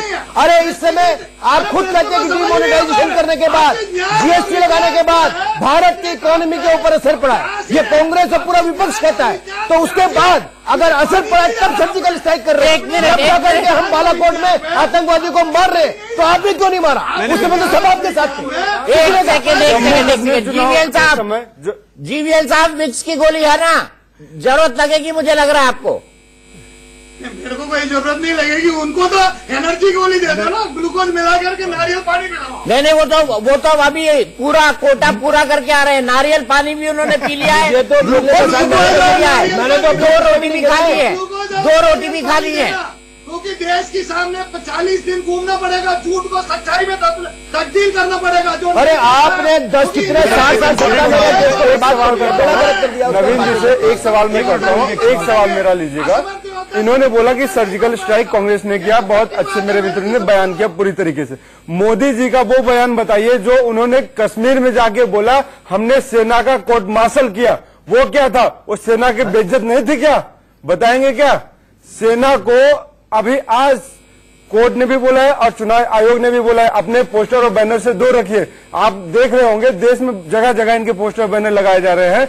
कांग्रेस क्या किया क्या नहीं किया, उसका परिणाम उसको 2009 में झेलना पड़ गया। इस देश के साथ वफादारी जो करेगा उसको देश सर माथे पे रखेगा। बिल्कुल अच्छी बात मोदी जी ने सर्जिकल स्ट्राइक के साथ किया, लेकिन चुनावी फायदे के लिए पूरी तरह से पोस्टरबाजी की जा रही है। जो आगे प्रधानमंत्री जी जो बोलते हैं, गृह मंत्री जी जो बोलते हैं, जाके पाकिस्तान से सबूत मांगो। पाकिस्तान के सबूत देगा? हमारा देश है, हमारे प्रधानमंत्री हो आप, हमारे गृह मंत्री हो आप हमको जवाब दोगे, हम क्यों किसी दूसरे से मांगे? आप खुद फूट डालो की राजनीति करते हैं गृह मंत्री जी। आतंकवादियों के मरने के सबूत देंगे हम, लाशें गिनेंगे वहां जाकर के? अरे लाशें कैसी बातें करते हैं आप लोग? लाशें मतलब कुछ तो शर्म करिए। अरे आप जाकर के कुछ कर नहीं पाए, हमसे कह रहे हैं कि ये करिए। और दूसरी बात, जहां तक झाजी आपको किसने बता दिया देश एकजुट नहीं है? मतलब आपने बता दिया और समाजों को लोगों का बंद कर रहे हैं बैठ करके। क्या बोल रहे हैं? बोल रहे हैं जाके पाकिस्तान से सबूत जो भाई बड़े आतंकवादी वो देगा ना सबूत। ये नहीं कहा पाकिस्तान से सबूत मांगिए, उन्होंने ये नहीं कहा जो बयान को तोड़ मरोड़ करके आप मत पेश करिए। सेना के बयान को तोड़ मरोड़ करके मत आप उसका इस्तेमाल करें, ना उसको पेश करें। उन्होंने सिर्फ इतना कहा था कि जो लोग चाहते हैं कि कितने लोग मरे वो पाकिस्तान जाकर के। अरे आपने आतंकवादियों को भ्रम कहाँ से पैदा हुआ? किस बात का भ्रम पैदा हो गया भाई? 201 बात का दीपक झाजी भ्रम आपके मन में होगा, भ्रम देश के मन में नहीं है। इनके गृह मंत्री जी कुछ और बयान दिए, अध्यक्ष जी कुछ और बयान दिए, होम मिनिस्टर अलग बयान दिए। आप अलग बयान दिए? 250 मारे गए। दीपक की बात आपको समझ आ रही है? नहीं, मुझे नहीं आ रही। मैं कुछ कहना चाह रहा हूँ, एक मिनट जरा रुकिए प्लीज, क्योंकि ऐसे बात डिस्कस करिए कि किसी को समझ में नहीं है। सबसे इंपॉर्टेंट बात यह है कि बिल्कुल नवीन जी ने एक बड़ी अच्छी बात कही कि 2011 की घटना के बाद उस समय की सरकार ने एक कबूतर भी नहीं मारा। बिल्कुल सत्य है। 2008 मुंबई अटैक 2008 में 2008 ओके। सो पॉइंट यह है कि अगर एक कबूतर नहीं मारा, बिल्कुल सत्य वचन है, इसको स्वर्ण अक्षरों में लिखा जाएगा। लेकिन जिस कबूतर को मारने की बात हो रही है, जो आज डेट में सबसे बड़ा बाज और चील बन गया है, वो भी IC 814 कंधार भी आपके किताब में लिखा जाएगा। जिसके लिए सिर्फ और सिर्फ एक मिनट रुकिए, जिसके लिए सिर्फ और सिर्फ एनडीए जिम्मेदार है, क्योंकि बिरयानी खिलाने का कार्यक्रम आपने भी किया था। एक मिनट पहले पूरा आंसर तो होने दीजिएगा, थोड़ा तसल्ली रखिए। आपके पास शब्दों की बहुत भरमार है, दीजिएगा। ऐसा है कि IC 814 जिस तरह से उनके चेहरे पे 2008 की घटना को आप गोल्डन अक्षरों में लिख सकते हैं, तो IC 814 आपके इतिहास में भी स्वर्ण अक्षरों में लिखा जाता है। रही दूसरी इंपॉर्टेंट बात है कि घटना हुई, बिल्कुल देश इसके साथ खड़ा है और देश की यही पहचान है। इलेक्शन आएगा, विचार चलेंगे, अपने अपनी बयानबाजियां होंगी। अगले 70 दिन का ये बहुत महत्वपूर्ण मेला और कुंभ लगने वाला है। लेकिन IC 184 का दे देता हूं, मैं आपको बता देता हूं। आपने कहा IC 184 के अंदर आपने आतंकवादी को छोड़ने का आपके ऊपर स्वर्ण अक्षरों में लिखा जाएगा। लिखा गया है, जाएगा क्यों? पेशेंस तो रख लो, पेशेंस रख लो साहब। पूरा का पूरा देश का विपक्ष उस समय साथ में था, उसने फैसला किया और क्या एक नैरेटिव बनाया जो अभी इस समय कैप्टन विंग कमांडर अभिमन्यु के जाने पर, अभिनंदन के जाने पर, जिस दिन अगले दिन ही पूरा नैरेटिव बनाना शुरू किया कि हमारा विंग कमांडर वहां पर है और मोदी सरकार कुछ नहीं कर रही है, उसी समय ऐसा ही नैरेटिव बनाया था कुछ तथाकथित पत्रकारों ने, उस तथाकथित सारे नेताओं ने, और उसके बाद विपक्ष के लोगों ने कहा कि जब गुलाम नबी आजाद के साले के लिए 21 आतंकवादी छोड़े जा सकते हैं, तो ये 4 आतंकवादी को नहीं छोड़े जा सकते। अगर उस समय विपक्ष मैं दोनों को रोकूंगा, लेकिन मुझे अभी फिलहाल जाना पड़ेगा इंदौर। एहतियाब शेख जुड़े हुए हैं और मेरे सीनियर एडिटर राकेश कुमार सिंह जुड़े हुए हैं। राकेश, आपको क्या लगता है इन चुनाव में आपके हिसाब से कौन सा मुद्दा एक डिसिसिव मुद्दा बनेगा, निर्णायक मुद्दा बनेगा? दीपक जी, एक बड़ी खबर चुनाव आयोग के सूत्रों के हवाले से आ रही है। उसके मुताबिक जो चरण, जो सबसे अधिक चरण जो होंगे वो राज्य हैं उत्तर प्रदेश, जहां पर 5 से 6 चरण में, बिहार में 5 से 6 चरण, और पश्चिम बंगाल, जहां पर पश्चिम बंगाल पिछले बार जो है 4 चरण में हुए थे, लेकिन इस बार 5 से 6 चरण होंगे, और जम्मू कश्मीर, जहां पर 5 चरण में जो चुनाव होने की अब से कुछ देर बाद चुनाव आयोग जो कि 5 बजे प्रेस कॉन्फ्रेंस करने जा रहा है, इसमें घोषणा की जाएगी। लेकिन चुनाव आयोग के हवाले से ये बड़ी खबर आ रही है, उसके मुताबिक पश्चिम बंगाल में 5 से 6 चरण में चुनाव होंगे। पश्चिम बंगाल में 5 से 6 चरण में चुनाव होंगे और पूरे देश में कितने चरणों में चुनाव होंगे समझ आता है। पश्चिम बंगाल बड़ा राज्य है, कुछ जगह हिंसा प्रभावित भी है, वहां पर ज्यादा सिक्योरिटी फोर्सेस मूव करना पड़ेगी। ठीक यही हाल उत्तर प्रदेश का है। लेकिन पूरे देश में किस तरीके से चुनाव होंगे, क्या 6 से 7 चरण में पूरे देश में चुनाव हो जाएंगे? क्योंकि पिछले चुनाव 9 चरण के हुए थे। देखिए दीपक जी, जो चुनाव आयोग के हवाले से जो कल जो बैठक हुई थी 12 बजे, उसमें जो सूत्र हैं जो चुनाव आयोग के इस बात की तस्दीक कर रहे हैं कि 7 से 9 चरण, यानी जो 7 से 9 चरण के बीच पर माथापच्ची हुई है, क्योंकि जो फोर्सेस की उपलब्धता, अर्धसैनिक बलों की उपलब्धता को लेकर चुनाव आयोग ने पूरी तौर पर मंथन किया है और मंथन में इस बात निकल कर आया है कि 7 से 9 चरण में जो है चुनाव कराया जाए। तो ये अब से कुछ देर बाद तस्वीर साफ होगी। लेकिन ये बड़ी खबर आ रही है कि जो चुनाव आयोग थोड़ी देर में प्रेस कॉन्फ्रेंस करेगा, उसमें लोकसभा चुनाव 7 से 9 चरण में होंगे। चलिए ठीक है, हम आपके पास फिर से आएंगे राकेश, और जानकारी लेने के लिए एहतियात के पास भी चलेंगे। लेकिन फिलहाल एक छोटा सा ब्रेक। पॉलिटिकल एनालिस्ट है नवीन, सेना का राजनीतिक इस्तेमाल कब बंद करेंगे? हमने तो किए नहीं ना दीपक भाई, सेना के शौर्य का बड़े भोले हैं, बड़े भोले आप। तो आप जानते हैं, एक भोले बाबा और एक आप भोले, मतलब इतने भोले, इतनी मासूमियत से आप बोल रहे हैं कि आपने तो किया ही नहीं। दिन भर आप ढोल लगाड़े पीट पीट के इस्तेमाल करते हैं, शौर्य का सम्मान करते हैं। नहीं हम इस्तेमाल करते हैं, सम्मान करते हैं। सम्मान शब्द को बदल दीजिए कि हम सम्मान शब्द को बदल दीजिए नवीन, कि उसको इस्तेमाल में बदल दीजिए। हम सम्मान शब्द को इस्तेमाल में बदल दीजिए। देश की सेना का, सैनिकों का सम्मान करते हैं। कांग्रेस की तरह सेना प्रमुख को गली का गुंडा कहा क्या हमारे किसी ने? हमारे किसी एक कार्यकर्ता ने बता दीजिए, बड़े नेता को नहीं, मैं कार्यकर्ता को, जिसने ये कहा कि हम आतंकवादी को नहीं बल्कि हम निर्दोष लोगों को मार रहे हैं। शास्त्री जी से जवाब ले लेते हैं। शास्त्री जी जवाब, शास्त्रियों को नाम भी बदनाम कर देंगे साहब। जवाब ले लेते हैं। शास्त्री जी जवाब, ये सेना का सम्मान करते हैं और इनको इस्तेमाल नहीं करते। इनका कहना है ये सम्मान करते हैं, इस्तेमाल नहीं करते। पहली बात सुन लीजिए, चाहे कांग्रेस हो, चाहे बीजेपी हो, कोई भी हो, देश की रक्षा और देश की प्रति जो निष्ठा है, ये दोनों प्रश्न चिन्ह नहीं है। जितने भी देशवासी है, सारा देश के साथ है और देश की सेना की साथ है। ये विधि है, हमारा परम विधि है। और जहां तक आपका राजनीतिक है वो डेवलपमेंट एंड, अरे सुन लीजिए ना यार, आप सेना सबूत मांगते हैं भाई, बताइए। अरे सुन लीजिए ना, अरे सुन तो लो ना, दूसरी बात सुनने ना। और जहां तक डेवलपमेंट की बात, देश की जनता भी सुन रही है आपको, अब क्या करें? अरे डेवलपमेंट एंड अपलिफ्टमेंट की बात होती है तो कोई मुद्दा, इतना मुद्दों की माला पहन के सारे असमर्थ योद्धा जो लोग कहेंगे ना, अरे लोग पूछ रहे हैं आपसे कि 10 लाख रोजगार हर महीने देने की बात करी थी कांग्रेस ने, क्या राज्यों में क्यों नहीं दिया? लोग पूछते हैं कि आपके सहयोगी ने दिल्ली के अंदर जन औषधि को और प्रधानमंत्री जन कल्याण निधि को क्यों नहीं लागू किया? यूरिया राशन कार्ड में मिला करता था, फ्री में मिलता है, और जैसी मध्य प्रदेश, राजस्थान और छत्तीसगढ़ में आपकी सरकार आई, किसानों को लाठी पड़ने लगी। लोग पूछते हैं कि आपने मध्य प्रदेश, राजस्थान, छत्तीसगढ़ में किसानों के कर्ज माफ करने की बात की थी और आज तक नहीं किया, और किसान में आत्महत्या कर रहा है, कर्नाटक में आत्महत्या कर रहा है। कमाल कर रहे हैं आप, आपसे तो पूछ रहे हैं। पिछले 5 साल की जो शिवराज सिंह चौहान की जो कार्यकाल में जो सुसाइड हुआ था, उसके अंदर वृद्धि हुई थी 11%। 2014 से अलग, हाँ सुन लो, पूरा स्टैटिस्टिक देता हूँ आपकी स्टैटिस्टिक्स आपकी स्टेट ने जो दिया था उन्हीं की है, क्राइम रिकॉर्ड्स की ब्यूरो से। अरे बताओ ना क्या बोलना चाहते हो साहब? सुनो, अरे ऐसा कोई गुजरात की बात करो, जो हरियाणा की बात करो, महाराष्ट्र की बात करो, कहाँ मध्य प्रदेश से गुजरात चले गए, हरियाणा चले गए, और आप कहाँ टिके हो पता नहीं चला। अरे मुझे बताओ, मध्य प्रदेश, राजस्थान, छत्तीसगढ़ में आपने कहा किसानों के कर्जे माफ करेंगे, और 24 घंटे में कागज निकाल के सारी कांग्रेसों ने पीठ थपथपाई, और आज तक किसानों के कर्जे माफ क्यों नहीं हुए? कर्नाटक में क्यों नहीं हुए? बताइए ना।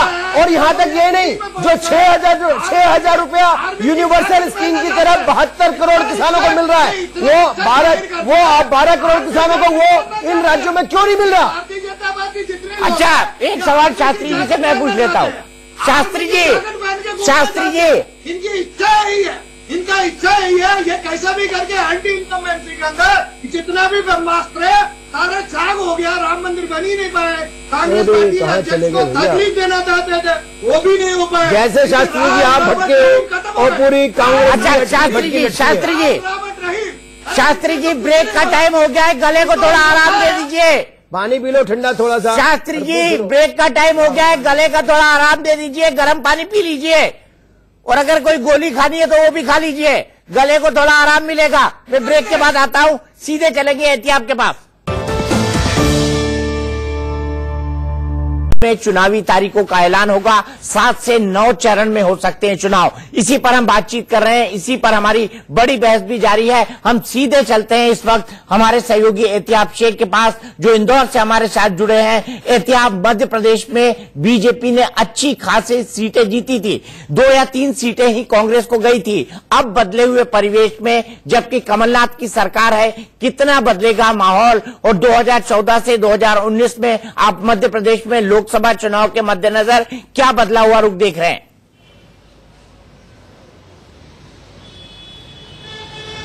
दीपक, जहां तक बात की जाती है विधानसभा चुनाव के अंदर जो 4 मुद्दे सबसे अहम थे, वो था किसानों का मुद्दा सबसे अहम मुद्दा था, दूसरा मुद्दा था सवर्णों का मुद्दा था, आदिवासियों का मुद्दा था और 15 साल की शिवराज सरकार की एंटी इनकम्बेंसी। हालांकि इस मामले में हमेशा बीजेपी ने कहा कि एंटी इनकम्बेंसी रही थी, लेकिन 13 मंत्री हारे थे, वो कहीं ना कहीं दर्शाता है कि एंटी इनकम्बेंसी थी। मध्य प्रदेश की चुनावी नब्ज के लिए लगातार दीपक में मध्य प्रदेश के अंदर ट्रैवल कर रहे हैं और हम लोग हर जगह पर पहुंचने की कोशिश करें। खासतौर पर मंदसौर का मैं जिक्र जरूर करूंगा कि जहां किसान आंदोलन अहम था, वहां विधानसभा चुनाव के अंदर भी हालात इस तरह के रहे।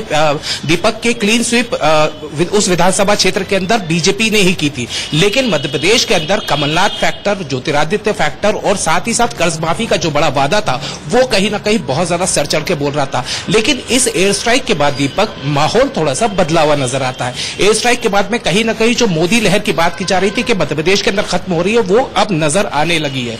कांग्रेस के लिए राह आसान नहीं है, विन विन सिचुएशन दोनों पार्टीज के लिए अभी नजर आती है। यहां देखा जाए तो सिर्फ कांग्रेस और बीजेपी के बीच में ही सीधी टक्कर होगी। लेकिन दीपक, हम ये नहीं भूले कि आदिवासी बेल्ट जो हमारा मालवांचल का बेल्ट है और निमाड़ का बेल्ट है, वहां आदिवासी बहुल इलाका है। जयस ने भी दस्तक दी है। आपने भी उस वक्त विधानसभा के दौरान जयस के लोगों से बात की थी।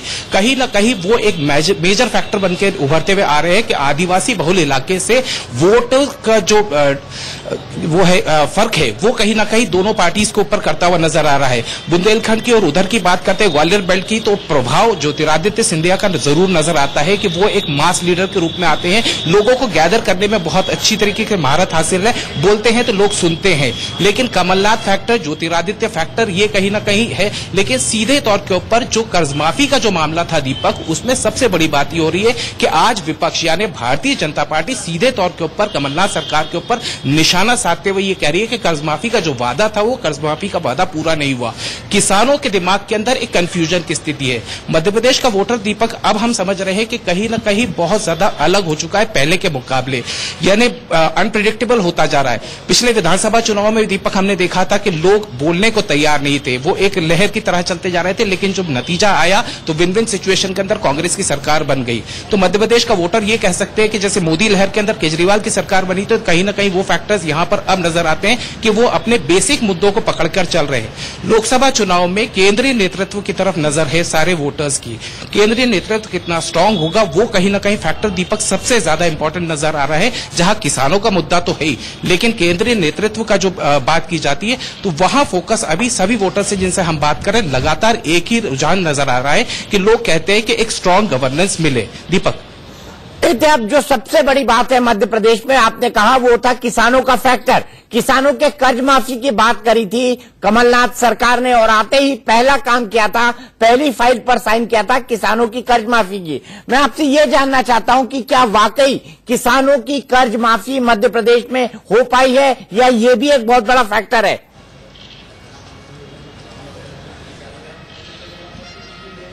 दीपक बहुत बड़ा फैक्टर है, जैसा मैंने जिक्र किया और दीपक हम लगातार अपनी खबरों में दिखा रहे हैं कि सवाल लगातार दागे जा रहे हैं। सवाल इस बात पे खड़े किए जा रहे हैं कि किसानों का जो ऋण माफी का जो मुहिम चलाई थी उसके अंदर जिस तरीके से बीजेपी ने आरोप लगाया कि लाल पीले नीले कागज हरे कागज भरना पड़ रहे हैं, लंबी प्रक्रिया कर दी गई है। कमलनाथ सरकार सीधे तौर पर दावा कर रही है कि हमारी तरफ से कर्ज माफी कर दी गई है। ग्राउंड लेवल पे जब दीपक हम पहुंचते हैं, मैं मंदसौर का ही जिक्र करता हूं, रतलाम का जिक्र करता हूं, जहां मैं मौजूद था, वहां मैंने गांव मंडियों में जाकर बात करी तो किसानों ने कहा कि साहब हमारे पास पैसा नहीं पहुंचा। भ्रष्टाचार के आरोप लगातार लग रहे हैं दीपक। मूर्त रूप के ऊपर अगर इस योजना का लाभ सीधे तौर के ऊपर किसान पर नहीं मिला या किसान को नहीं मिला तो कहीं ना कहीं ये जो आरोप है वो असर बिल्कुल दिखाना शुरू कर देंगे कि किसान अब ये सोचने लग जाएगा कि कहीं हमसे गलती तो नहीं हो गई। निश्चित रूप से कमलनाथ की जो सकारात्मक सोच थी, उन्होंने ये सकारात्मक सोच के साथ में मध्य प्रदेश के अंदर ऋण माफी का सीधे तौर के ऊपर ये कहा जाए कि किसानों को एक तोहफा दिया था, तो किसान उसके लिए खुश थे। लेकिन किसानों तक अगर वो नहीं पहुंच पा रहा, ये बहुत बड़ा फैक्टर होगा दीपक, जो आने वाले वक्त के अंदर शायद लोकसभा इलेक्शन के ऊपर रिफ्लेक्ट कर जाए। जी, क्या मोदी फैक्टर दिखाई पड़ता है मध्य प्रदेश के अंदर? जिस तरह का माहौल 2014 के अंदर था, क्या वो माहौल 2019 के अंदर आपको दिखाई पड़ रहा है फिलहाल?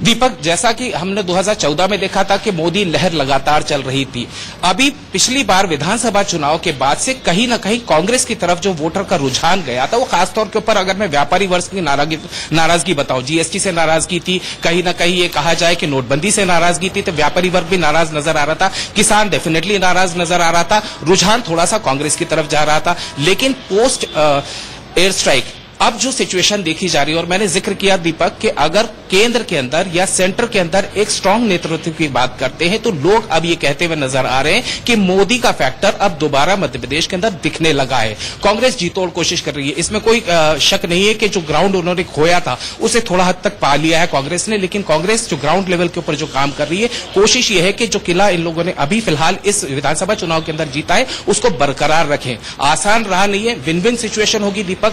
अभी भी बहुत साफ तौर पर यह नहीं कहा जा सकता कि बहुत क्लीन स्वीप रहेगी। दोनों ही पार्टियां लगातार इस बात को क्लेम कर रही है कि वो क्लीन स्वीप करेगी मध्य प्रदेश के अंदर, लेकिन हाँ, सीटों का अंतर डेफिनेटली पड़ेगा। मोदी फैक्टर अब फिर से अराइज हो चुका है, मोदी फैक्टर पे लोग अब दोबारा बात करना शुरू कर चुके हैं।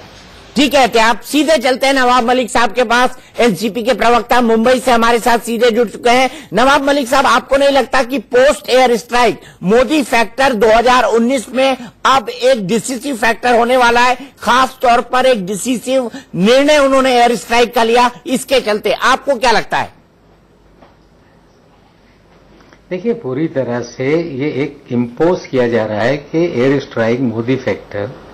सच्चाई ये है कि मोदी सरकार में 3 बड़े आतंकवादी हमले हुए। पठानकोट का हमला हुआ, उरी का हमला हुआ, पुलवामा का हमला हुआ, और कुल मिला के 200% आतंकवादी गतिविधियां बढ़ी हैं। शहीद होने वाले की संख्या 193% बढ़ी है। तो हमें लगता है पूरी तरह से मोदी सरकार आतंकवाद को रोकने में विफल हो गई है। अब फौज की कार्रवाई पे जिस तरह से वाहवाही लूटने का काम कर रही है, हमें लगता है जनता समझ रही है। मोदी जी पूछ रहे थे कि 26/11 के बाद आप लोगों ने क्या किया। 26/11 के बाद हुए सर्जिकल स्ट्राइक, लेकिन उसका प्रचार नहीं हुआ। 26/11 के बाद कोई बड़ा आतंकवादी हमला देश में नहीं हुआ। 6 साल तक बातचीत पाकिस्तान से चल नहीं रही थी। नवाज शरीफ को बुला लेते हैं, साड़ी बांटते हैं, मां की साड़ी लाते हैं, मां को साड़ी दे आते हैं, बर्थडे मनाने के लिए बिना पूछे देश के वहां उतर जाते हैं। तो मोदी जी का पाकिस्तान को लेके क्या रवैया रहा देश जानता है। आतंकवाद रोकने में सरकार पूरी तरह से विफल रही। 3 बड़े आतंकवादी हमले हुए, देश की जनता जान रही है। सारी बातें ले जाएंगी जनता के सामने।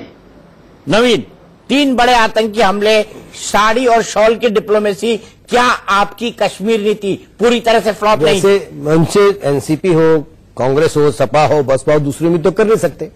आपने कहा 186 लोग मुंबई में मारे गए। मुंबई में 26/11/2008 को हुआ इतना बड़ा आतंकवादी हमला, उसके बाद आपने सर्जिकल स्ट्राइक की, लेकिन 3 महीने तक प्रधानमंत्री लगातार ये कहते रहे कि हमने सबूत दिए। उनके बयान है, पब्लिकली बयान है कि हमने सबूत दिए, पाकिस्तान कार्रवाई करे। तो आप 3 महीने तक तो वो ये कहते रहे कि कार्रवाई करे, और आप कह रहे हैं हमने सर्जिकल स्ट्राइक कर ली। आदमी को झूठ तो बोलना चाहिए, लेकिन इतना झूठ कैसे बोल सकते हैं आप? और इतना झूठ बोलते हुए आपको मतलब समझ में भी नहीं आता, चेहरे पे शिकन भी नहीं आती, वो अलग बात है। आपका चरित्र क्या है मैं उस विषय में जाना ही नहीं चाहता हूं। लेकिन मुझे यह बात बता दीजिए आप कि आतंकवादियों के साथ इतना प्रेम क्यों? जिस कसाब को वहां पकड़ा गया उसको छुड़ाने के लिए कांग्रेस के, आम आदमी पार्टी के, आपके सहयोगी दलों के नेता उसके साइन करते हैं कि इसको याकूब मेनन को मुक्ति दे दी जाए, छोड़ दिया जाए। क्यों करते हैं भाई? किस लिए करते हैं? आतंकवादी को बचाने के लिए खड़े होते हो और फिर आज दूसरी तरफ एक तरफ आप कहते हैं कि हमें राजनीतिकरण कर रहे हैं हम सैनिकों का, दूसरी तरफ आप और आपके सहयोगी दल कहते हैं कि आतंकवादी जो सैनिक मारे जा रहे हैं उसमें इतने मुस्लिम हैं, इतने दलित हैं। क्या ये सही है? राजनीतिकरण वो है या सैनिकों का सम्मान करना, शौर्य बनाना, ये राजनीतिकरण है? दूसरा मुझे बताइए। ने नहीं कहा, ये एक मैगजीन, भाई साहब ये यूपीए के साथ उसी सरकार के मैगजीन है। नहीं दीपक जी ये होना चाहिए, दीपक जी एक मैगजीन ने कहा था। नवाब मलिक ये उसी सरकार का हिस्सा है, नवाब मलिक की जवाब सरकार का हिस्सा है, फर्क नहीं पड़ता, क्यों नहीं पड़ेगा? ये फर्क नहीं पड़ता। नवाब मलिक जी, दीपक जी ये आतंकवादियों से मिलने की बात करते हैं, बताएं आरएसएस के थिंक टैंक है वेदांती जी, जाकर हाफिज सईद के साथ बैठकर फोटो उतारा है, खाना खाया है। वेदांती जी कौन सी बिरयानी खा रहे थे? वेदांती से कभी पूछा इस सरकार ने? ये बताएं अजीत डोवाल का बेटा पाकिस्तान के लोगों से कौन सा कारोबार कर रहा है? नवाब मलिक जी वेद प्रताप वैदिक थे। वैदिक हाँ, तो वैसे तो और भी पत्रकार गए, वैदिक जी आपके जाकर, के साथ वैदिक जी फोटोग्राफ है और वो जो चैनल में बैठकर चैनल का नाम नहीं लेना चाहता वो उसकी तारीफ करते हैं।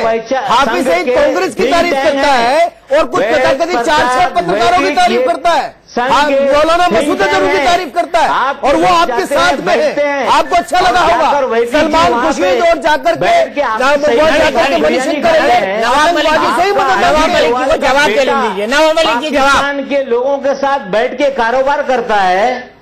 आपके संघ के मुखियालय में मौलाना फजलुर रहमान आते हैं, क्या चर्चा करते हैं आप? जनाब आली मुझे ये बता दीजिए, मैं मेरा जवाब सुन लीजिए कि जिन आतंकवादियों, जो आतंकवादी हाफिज सईद हो, मौलाना मसूद अजहर हो, जो आपकी तारीफ करता हो, आपके गठबंधन की तारीफ करता हो और ये कहता हो कब किया? यह भी किया, ये कब किया? ये गलत है, ये बिल्कुल गलत है। आप गूगल कर लीजिए, बिल्कुल हाफिज सईद ने अगर कांग्रेस की कभी नहीं किया। हाफिज सईद ने कांग्रेस की तारीफ की, फैक्ट गलत मत बोलिए, नहीं है गलत। कभी कांग्रेस की तारीफ नहीं की हाफिज सईद ने, कभी नहीं की। उसने भारत की किसी पॉलिटिकल पार्टी की कभी तारीफ नहीं की। नवाब मलिक जी आप जवाब देना। वहाँ पे पाकिस्तान का मीडिया, पाकिस्तान की सरकार जो फैक्ट है उसको मानिए, जो फैक्ट है उसको मानिए। नवाब मलिक जी पाकिस्तान का मीडिया 5 लोगों को दिखा रहा है, अरविंद केजरीवाल को दिखा रहा है और हाफिज सईद में बहुत अंतर है। करेक्ट है नवाब मलिक जी। तालिबान के समर्थक मौलाना फजलुर रहमान साहब भारत में आते हैं, झंडे वाला के संघ के मुख्यालय में बैठकर 1 घंटे बंद दरवाजों में बातचीत होती है। इनका पाकिस्तान को लेकर क्या रवैया देश जानता है? ये झूठ बोलने में तो इतिहास बना रहे हैं, न्यायालय में झूठ बोलते हैं, हर जगह झूठ बोलते हैं।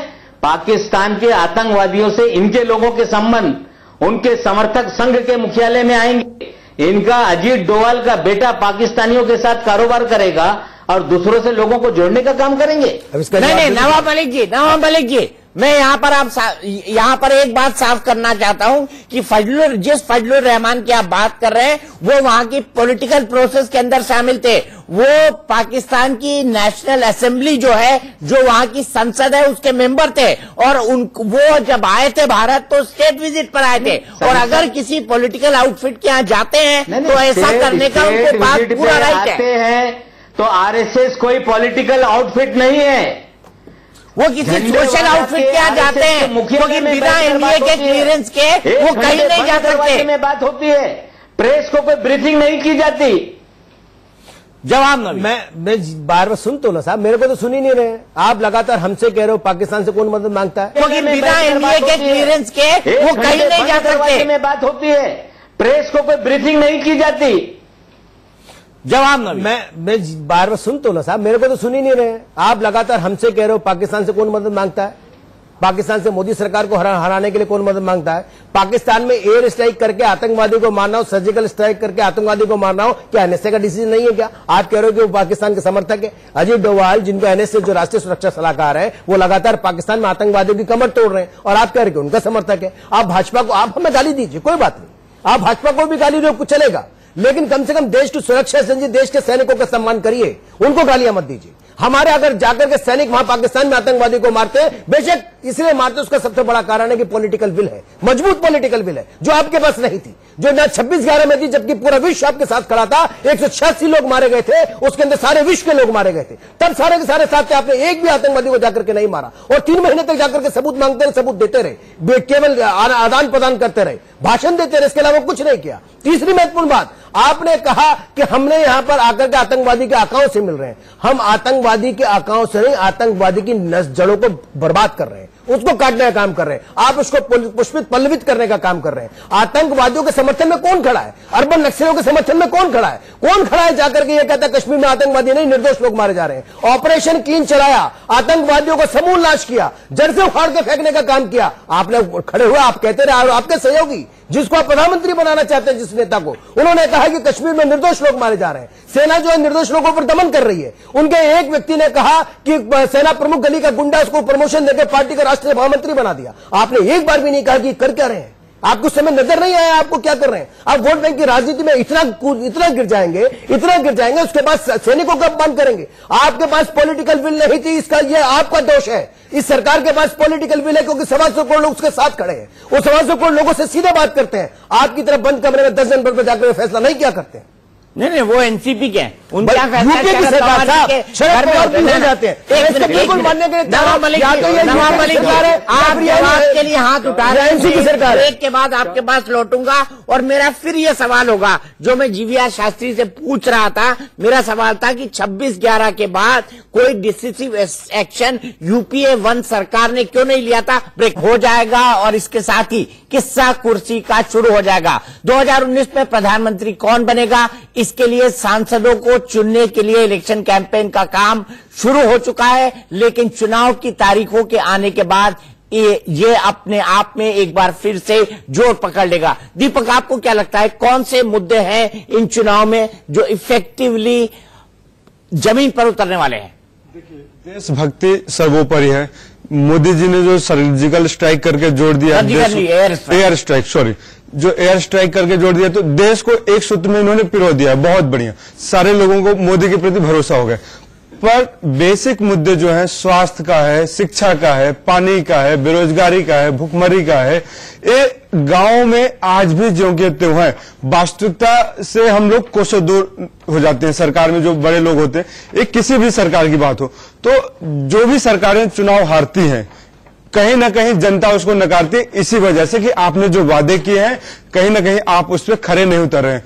मोदी जी भी अगर चुनाव जीतते हैं अपने वादों को, अब इनको सर्टिफिकेट मैं या आप या कोई नहीं देगा, जनता देने वाली। हम 5 साल कुछ भी बोलते रहे, इनको कितनी भी गालियां देते रहे, अब रियल टाइम आ गया है, जनता इनको सर्टिफिकेट देके बताएगी कि हाँ, आपने जितने अच्छे भाषण दिए हैं, जितनी अच्छी आपने बातें बोली है, उतना अच्छा काम भी किया है। ये जनता अभी बता देगी कुछ दिनों में। लेकिन अगर जो मेरा मानना है, वाकई में वो घोषणाएं बहुत ज्यादा थी, लेकिन काम धरातल पे बिल्कुल पटाखे फूटे हैं, बाकी और कुछ नहीं हुआ है। छुटपुटे पटाखे फोड़ दिए हैं अपनी घोषणाओं के, काम बिल्कुल नाम मात्र का हुआ है। क्योंकि जनता आज भी त्रस्त है, सपने बहुत दिखाए गए थे, अच्छे दिन आने वाले हैं, किसी को न महंगाई कम हुई है। आपके अच्छे दिन आए? हमारे जैसे थे वैसे ही हैं दीपक जी। अच्छी बात है ना, बुरे तो नहीं हुए, बुरे नहीं हुए। तो मोदी जी का इस बात का क्रेडिट देंगे ना कि आपके दिन बुरे नहीं हुए। दीपक जी, इस बात का मैं आपसे एक बात पूछना चाहता हूँ, जैसे थे वैसे, हम तो बेहतर की उम्मीद कर रहे थे ना कि शायद बेहतर होंगे। हम तो अच्छे दिन का इंतजार कर रहे थे, आप भी शायद अच्छे दिन का इंतजार करोगे, लेकिन शायद नहीं आए। तो हमेशा चलते हैं। अच्छा, अच्छे दिन की परिभाषा क्या है दीपक? सुनिए, मैं आपको बता दूं। देखिए, दीपक से पूछ लेते हैं, दीपक अच्छे दिन की परिभाषा क्या है, यही बता दें। अच्छे दिन, बिल्कुल। राम राज्य की जो परिकल्पना, देखिए होता क्या है, अरे मंदिर नहीं बना, राम नहीं बना, आप राम राज्य लाने, राम राज्य की परिकल्पना भाजपा ने क्या किया, मंदिर कसम राम की खाते हैं, मंदिर वहीं बनाए। एक मिनट बताओ ना, सुन लीजिए ना, अरे बोलने दीजिए भाई, सवाल भूल जाएंगे। सवाल नहीं भूलेंगे, मैं सवाल का जवाब दूंगा। होता क्या है, जो झूठी कस्में खाते हैं राम भगवान के भी, वो जनता को झूठे लॉलीपॉप और झूठे चुनावी घोषणाओं का तोहफा देते हैं। क्या तोहफा चाहिए, बताओ क्या तोहफा दिया? सर्जिकल, इन्होंने क्या तोहफा दिया ना? सर्जिकल स्ट्राइक को तोहफा था, नोटबंदी का तोहफा दिया, नोटबंदी भी एक इफेक्टिव नोटबंदी का तोहफा दिया, नहीं एक इफेक्टिव कदम था। दीपक जी मैं आपको बताना चाहूंगा, लाखों लोग बेरोजगार हो गए। जो लोग घरों में काम करते हैं, जो 5-7 हजार महीने की नौकरी करते, तो लोगों ने उनको अपने घरों में काम से रखना बंद कर दिया, क्योंकि लोगों के पास देने के लिए पैसे नहीं थे। ये मैं आपको बिल्कुल सच्चाई बता रहा हूँ।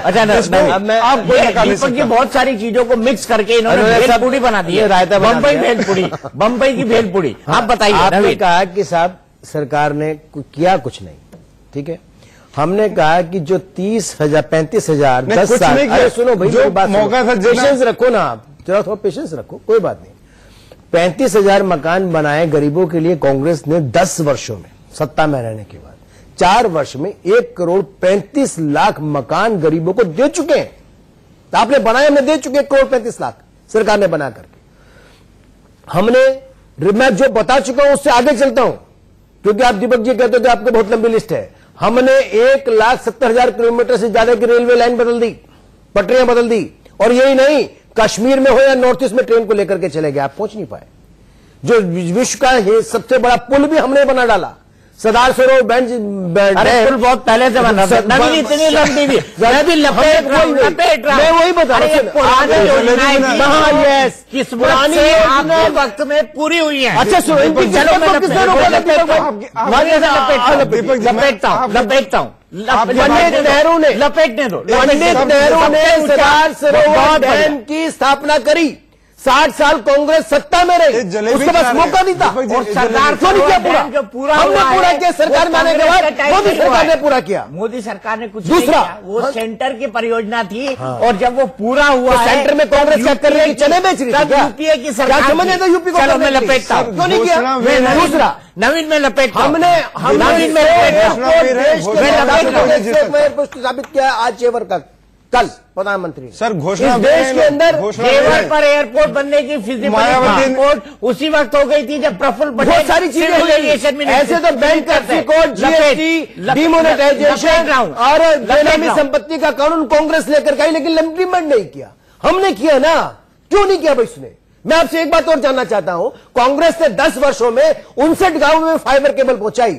हमने 1,95,000 गांवों के अंदर फाइबर केबल पहुंचा दी। नेटवर्क कहीं नहीं है, हमने 7 करोड़ गरीबों को उज्ज्वला योजना से कनेक्शन दे दिए। आपका मोबाइल देखिए जरा, 7 करोड़। आपका मोबाइल नेटवर्क कहीं नहीं है। एक मिनट, नवीन का मोबाइल देखिए, नेटवर्क आ रहा है उसमें? नेटवर्क है। कौन सा वाला? आपके यहाँ पे मेरा वोडाफोन है। अच्छा, इसमें क्या आ रहा है, 3G या 4G? ना बताइए ना, 3G आ रहा है कि 4G? सवाल 3G आ रहा है कि 4G? बताइए, बताइए आप 3G और 4G, जिसने गाँव में, बताइए ना, 3G आ रहा है कि 4G? जिसने गाँवों में कभी 4G इम्प्लीमेंट हो चुका है, लेकिन आता गाँवों में कभी पैसे आपके 4G के ले जा रहे हैं। उस गाँव के अंदर बिजली के कनेक्शन पहुंचाने का सौभाग्य, जिस गाँवों के अंदर सड़कें नहीं पहुंची, उस गाँवों में सड़कें पहुंचाने का सौभाग्य हमारा है। ठीक है, गाँवों के अंदर कभी शौचालय नहीं खुले, नहीं बने, इस सरकार ने किस राजपाल कश्यप जी के पास चलते हैं, राजपाल कश्यप जी के पास चलते हैं, समाजवादी पार्टी के स्पोक्सपर्सन है कश्यप का। बताइए, क्या उत्तर प्रदेश की तस्वीर बदल दी भारतीय जनता पार्टी ने, योगी और मोदी जी ने मिलकर? बताइए जरा। रंगदारी की दुकान खत्म कर दी, एजेंसी चलाया करती थी सपा बसपा की सरकारों में, रंगदारी के ठेके खुले हुए थे। देखिए दीपक जी, उत्तर प्रदेश में 5 वर्ष हो गया मोदी जी की सरकार को, अभी उत्तर प्रदेश और सबसे ज्यादा सीटें भी उत्तर प्रदेश से सबसे ज्यादा सीटें भी दी। उत्तर प्रदेश की जनता ने इनको 73 सीटें देने का काम किया। और उत्तर प्रदेश में जब माननीय अखिलेश यादव जी चीफ मिनिस्टर थे तो उन्होंने 3 जगह मेट्रो प्रारंभ की और चालू कर दी।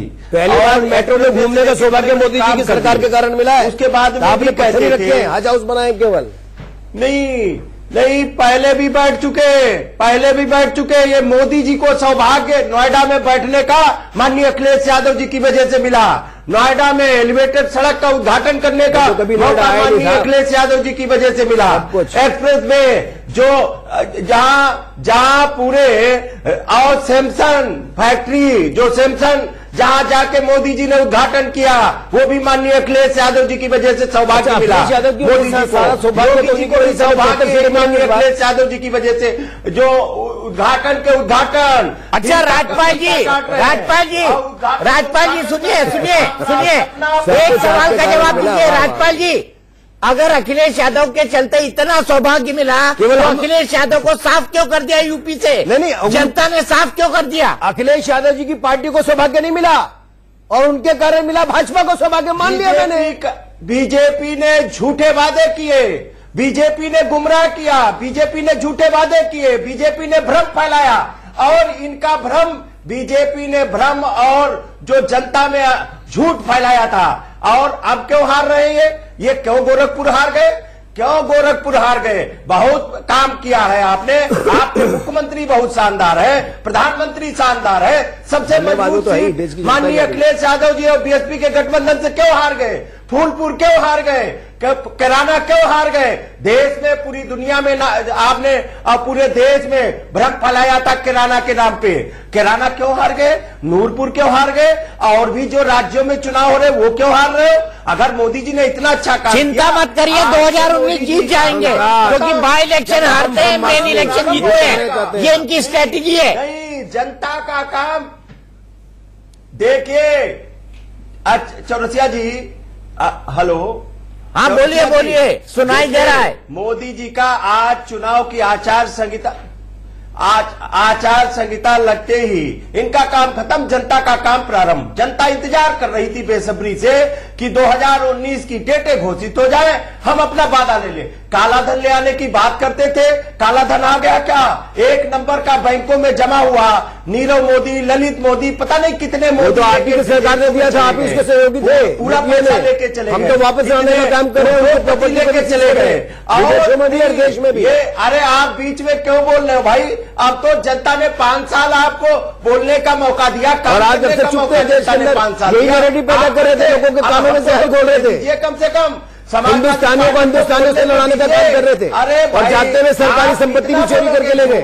अब झूठ आपका नहीं चलने वाला है। आपकी सभ्यता और संस्कृति इसी से पता लग रही है। चलिए यहाँ पर राजपाल जी एक ब्रेक लेते हैं, ब्रेक के बाद फिर हाजिर होंगे और हमारी बहस यहीं से आगे ले जाएंगे। जवाब लेंगे शबनम पांडे जी से। और में प्रेस कॉन्फ्रेंस है, चुनाव आयोग की प्रेस कॉन्फ्रेंस है जिसमें 2019 के लोकसभा चुनाव की तारीखें क्या क्या होंगी, किस दिन मतदान होगा और किस दिन मतगणना होगी, इसकी घोषणा की जाएगी। इसके साथ ही 5 राज्यों के जो चुनाव हैं, उड़ीसा, आंध्र प्रदेश, सिक्किम, अरुणाचल, ये 4 राज्य और जम्मू कश्मीर जहां पर राष्ट्रपति शासन के बाद चुनाव होने हैं, वहां की घोषणा होती है नहीं ये देखने वाली बात होगी। लेकिन उड़ीसा, आंध्र प्रदेश, सिक्किम और अरुणाचल, इन 4 राज्यों के चुनाव की घोषणा लोकसभा चुनाव के साथ ही हो जाएगी क्योंकि इनकी विधानसभा की अवधि भी खत्म हो रही है। हम आपको बता दें सिक्किम की टर्म खत्म हो रही है 27 मई 2019 को, अरुणाचल प्रदेश की टर्म खत्म हो रही है 1 जून 2019 को, उड़ीसा की टर्म खत्म हो रही है 11 जून 2019 को और आंध्र प्रदेश की टर्म खत्म हो रही है 18 जून 2019 को। और साथ ही साथ जो लोकसभा चुनाव है उसकी टर्म खत्म हो रही है 2 जून को, यानी 2 जून से पहले किसी भी हालत में 17वीं लोकसभा का गठन हो जाएगा। इसी के परिप्रेक्ष्य में चुनाव आयोग आज अपनी प्रेस कॉन्फ्रेंस कर रहा है। विज्ञान भवन में यह प्रेस कॉन्फ्रेंस है और विज्ञान भवन की इस प्रेस कॉन्फ्रेंस में चुनाव आयोग चुनाव की तारीखों की घोषणा करेगा। 2014 में कब क्या हुआ था ये हम आपको बता रहे हैं। चुनाव है 2014 का, इसका ऐलान 5 मार्च को हुआ था, वोटिंग 7 अप्रैल को शुरू हुई थी और वोटिंग 12 मई को खत्म हुई थी। नतीजे 16 मई को आए थे और 26 मई को नरेंद्र मोदी ने देश के प्रधानमंत्री के तौर पर शपथ ली थी। इसके लिए एक बहुत बड़ा समारोह हुआ था राष्ट्रपति भवन के अंदर जिसमें सार्क देशों के जितने भी नेता हैं आए थे, उसमें नवाज शरीफ भी आए थे और श्रीलंका और जितने भी हमारे सार्क देशों के सहयोगी सदस्य हैं वो तमाम लोग यहां पर आए थे। लोकसभा चुनाव 2014 के नतीजे क्या है आए वो भी आपको बता देते हैं। एनडीए को 336 सीटें मिली थी, यूपीए को 60 सीटें मिली थी और अन्य के खाते में अन्य के खाते में जो टोटल सीटें गई थी वो 147 गई थी, जिसमें जो रीजनल पार्टीज हैं वो शामिल हैं। वोट प्रतिशत भी आप देख रहे हैं, बीजेपी को 52% वोट मिला था, कांग्रेस को 8% वोट मिला था और अदर्स के खाते में 40% वोट गया था। ये वोट परसेंटेज है जो बहुमत का 272 का आंकड़ा था उसको भारतीय जनता पार्टी ने क्रॉस कर दिया था और 282 सीटें कुल भारतीय जनता पार्टी को 2014 के लोकसभा चुनाव में मिली थी, जो कि बहुमत से 10 ज्यादा थी। लेकिन इसके बावजूद भी एनडीए की सरकार बनाई थी, क्योंकि एक प्री पोल अलायंस हुआ था और उस प्री पोल अलायंस में कुल 336 सीटें जीती थी एनडीए ने कुल मिलाकर। तो इसी पर बात करने के लिए मेरे साथ कई सारे खास मेहमान जुड़े हुए हैं। मेरे साथ कांग्रेस की स्पोक्स पर्सन पल्लवी शर्मा है, मेरे साथ नंदितेश नीले जी हैं जो कि एक सीनियर जर्नलिस्ट हैं, मेरे साथ दीपक झा जी हैं जो कि एक पॉलिटिकल एनालिस्ट हैं, मेरे साथ राजपाल कश्यप जी हैं जो कि समाजवादी पार्टी के नेता हैं, शबनम पांडे जी हैं जो कि बीजेपी की नेता है। शबनम जी, आप राजपाल जी के सवाल का जवाब देना चाहती थी। राजपाल जी का यह कहना था कि आपने लोगों को भटकाकर उत्तर प्रदेश के विधानसभा चुनाव 2017 में जीते हैं। क्या वाकई आपने लोगों को भटकाने का काम किया था?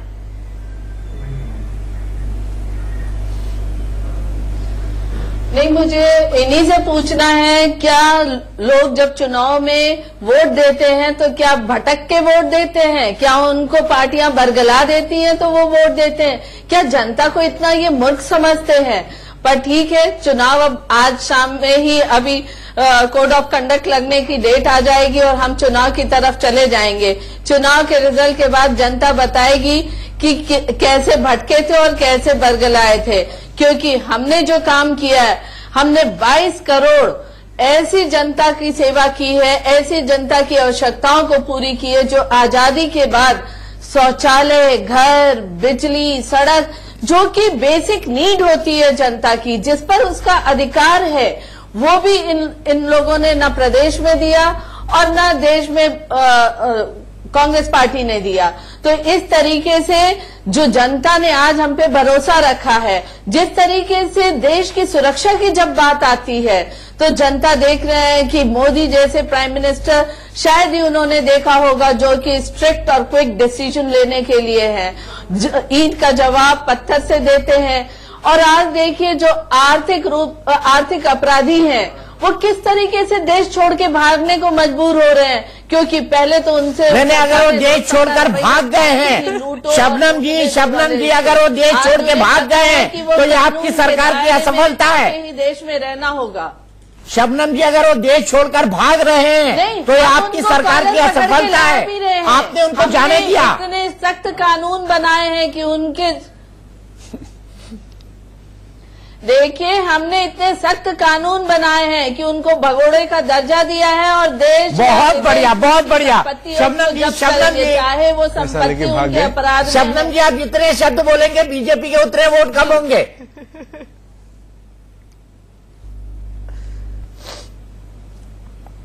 जी पल्लवी जवाब देंगी आपको। पल्लवी, क्या कहना है शबनम जी के इस बयान पर आपको? देखिए, ये तो बहुत बड़ा खुलासा शबनम जी ने किया है। दीपक जी, मुझे लगता है आपको ब्रेकिंग चलाना चाहिए कि भाजपा के एक नेता ने खुद माना है कि इन्होंने देश से, जिन्होंने देश का पैसा लूटा, ऐसे इकोनॉमिक ऑफेंडर्स को इन्होंने देश से भगाया। हम तो विपक्ष तो हमेशा से कहता आया है कि इसमें भाजपा का खुला हाथ है, इन्होंने खुली छूट दी लोगों को कि वो देश से भाग पाए। हम तो कहते आए हैं, परसों एक प्रेस कॉन्फ्रेंस भी की कांग्रेस पार्टी ने जिसमें हमने कहा कि इन्होंने खुली छूट दी ऐसे आदमियों को जिन्होंने देश का पैसा लूटा, आम नागरिक का पैसा लूटा, कि वो देश से भाग पाए। मैं बहुत खुश हूं कि चलो देर सवेर भाजपा को इस बात का एहसास हुआ और उन्होंने ये बात मानी, शबनम जी ने ये बात मानी कि उन्होंने देश से, जिन्होंने देश का पैसा लूटा उनको भागने करते रहे और आप इनके साथ करते रहे, इस तरह भी ये कहना चाहें। बहरहाल मुझे लगता है दीपक जी, आज बड़ा मुद्दा ये है कि भाजपा जिस प्रकार की बोल लीजिए शबनम जी, अब जवाब दे दीजिए। आपने बोला है कि देश में आपने भागने में मदद की है, आपने उन्होंने कहा कि वो भगोड़े हो गए। हाँ, वही भगोड़े हो गए, हमारे चलते वो भगोड़े हो गए। सरकार आई तो उनको भागना पड़ा। अब इन्होंने मदद की भागने में, या वो मजबूर, वो जिस तरह से कहना चाहिए, सीधा तो नहीं कह सकती कि हमने मदद की, भाई हमने खुली छूट दी कि भाग जाओ। देखिए, मदद तो आप लोगों ने की होगी, मदद हमने नहीं की है। यही कहते हैं, कभी लाने के लिए आपकी सरकार हाथ खड़े कर लेती है, नीरव मोदी नहीं मिल रहे, कार्रवाई कर रहे हैं, ढूंढ लेता और है। पहली सरकार है जो आने वाले जर्नलिस्ट को लंदन में ढूंढ लेते हैं, आपकी सरकार हाथ खड़े कर लेती है, नीरव मोदी नहीं मिल रहे, छोटे मोदी नहीं मिल रहे।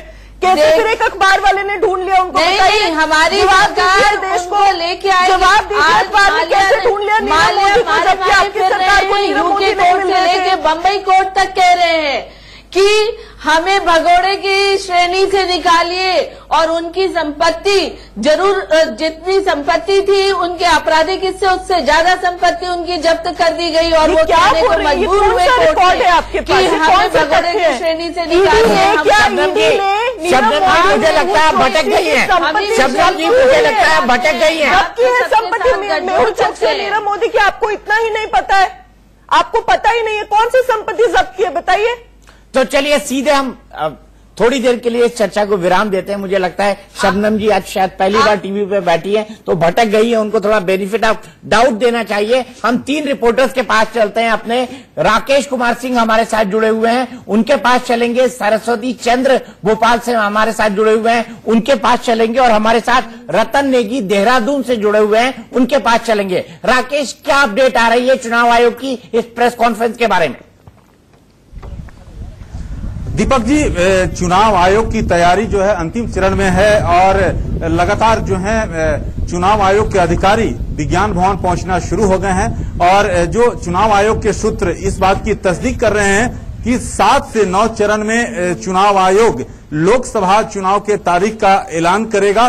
और सबसे जो ज्यादा जहां पर ज्यादा चरण में जहां चुनाव होने वाले स्टेट, एक बार फिर उत्तर प्रदेश और पश्चिम बंगाल, जिस तरह से पश्चिम बंगाल में सुरक्षा को लेकर लगातार सवाल खड़ा किया जा रहा था, सूत्र इस बात की तस्दीक कर रहे हैं कि वहां भी यानी कहा जाए कि उत्तर प्रदेश में जो 6 चरण होंगे, तो उत्तर प्रदेश के ही साथ साथ 5 से 6 चरण में पश्चिम बंगाल में चुनाव होंगे, जम्मू कश्मीर में 5 चरण में, और साथ ही साथ बिहार में 5 से 6 चरण में चुनाव होने की उम्मीद आ रही है, बात सामने आ रही है चुनाव आयोग के सूत्रों के हवाले से। दीपक जी, चलिए सीधे चलते हैं हमारे सहयोगी रतन नेगी के पास। रतन, क्या कहता है उत्तराखंड का माहौल?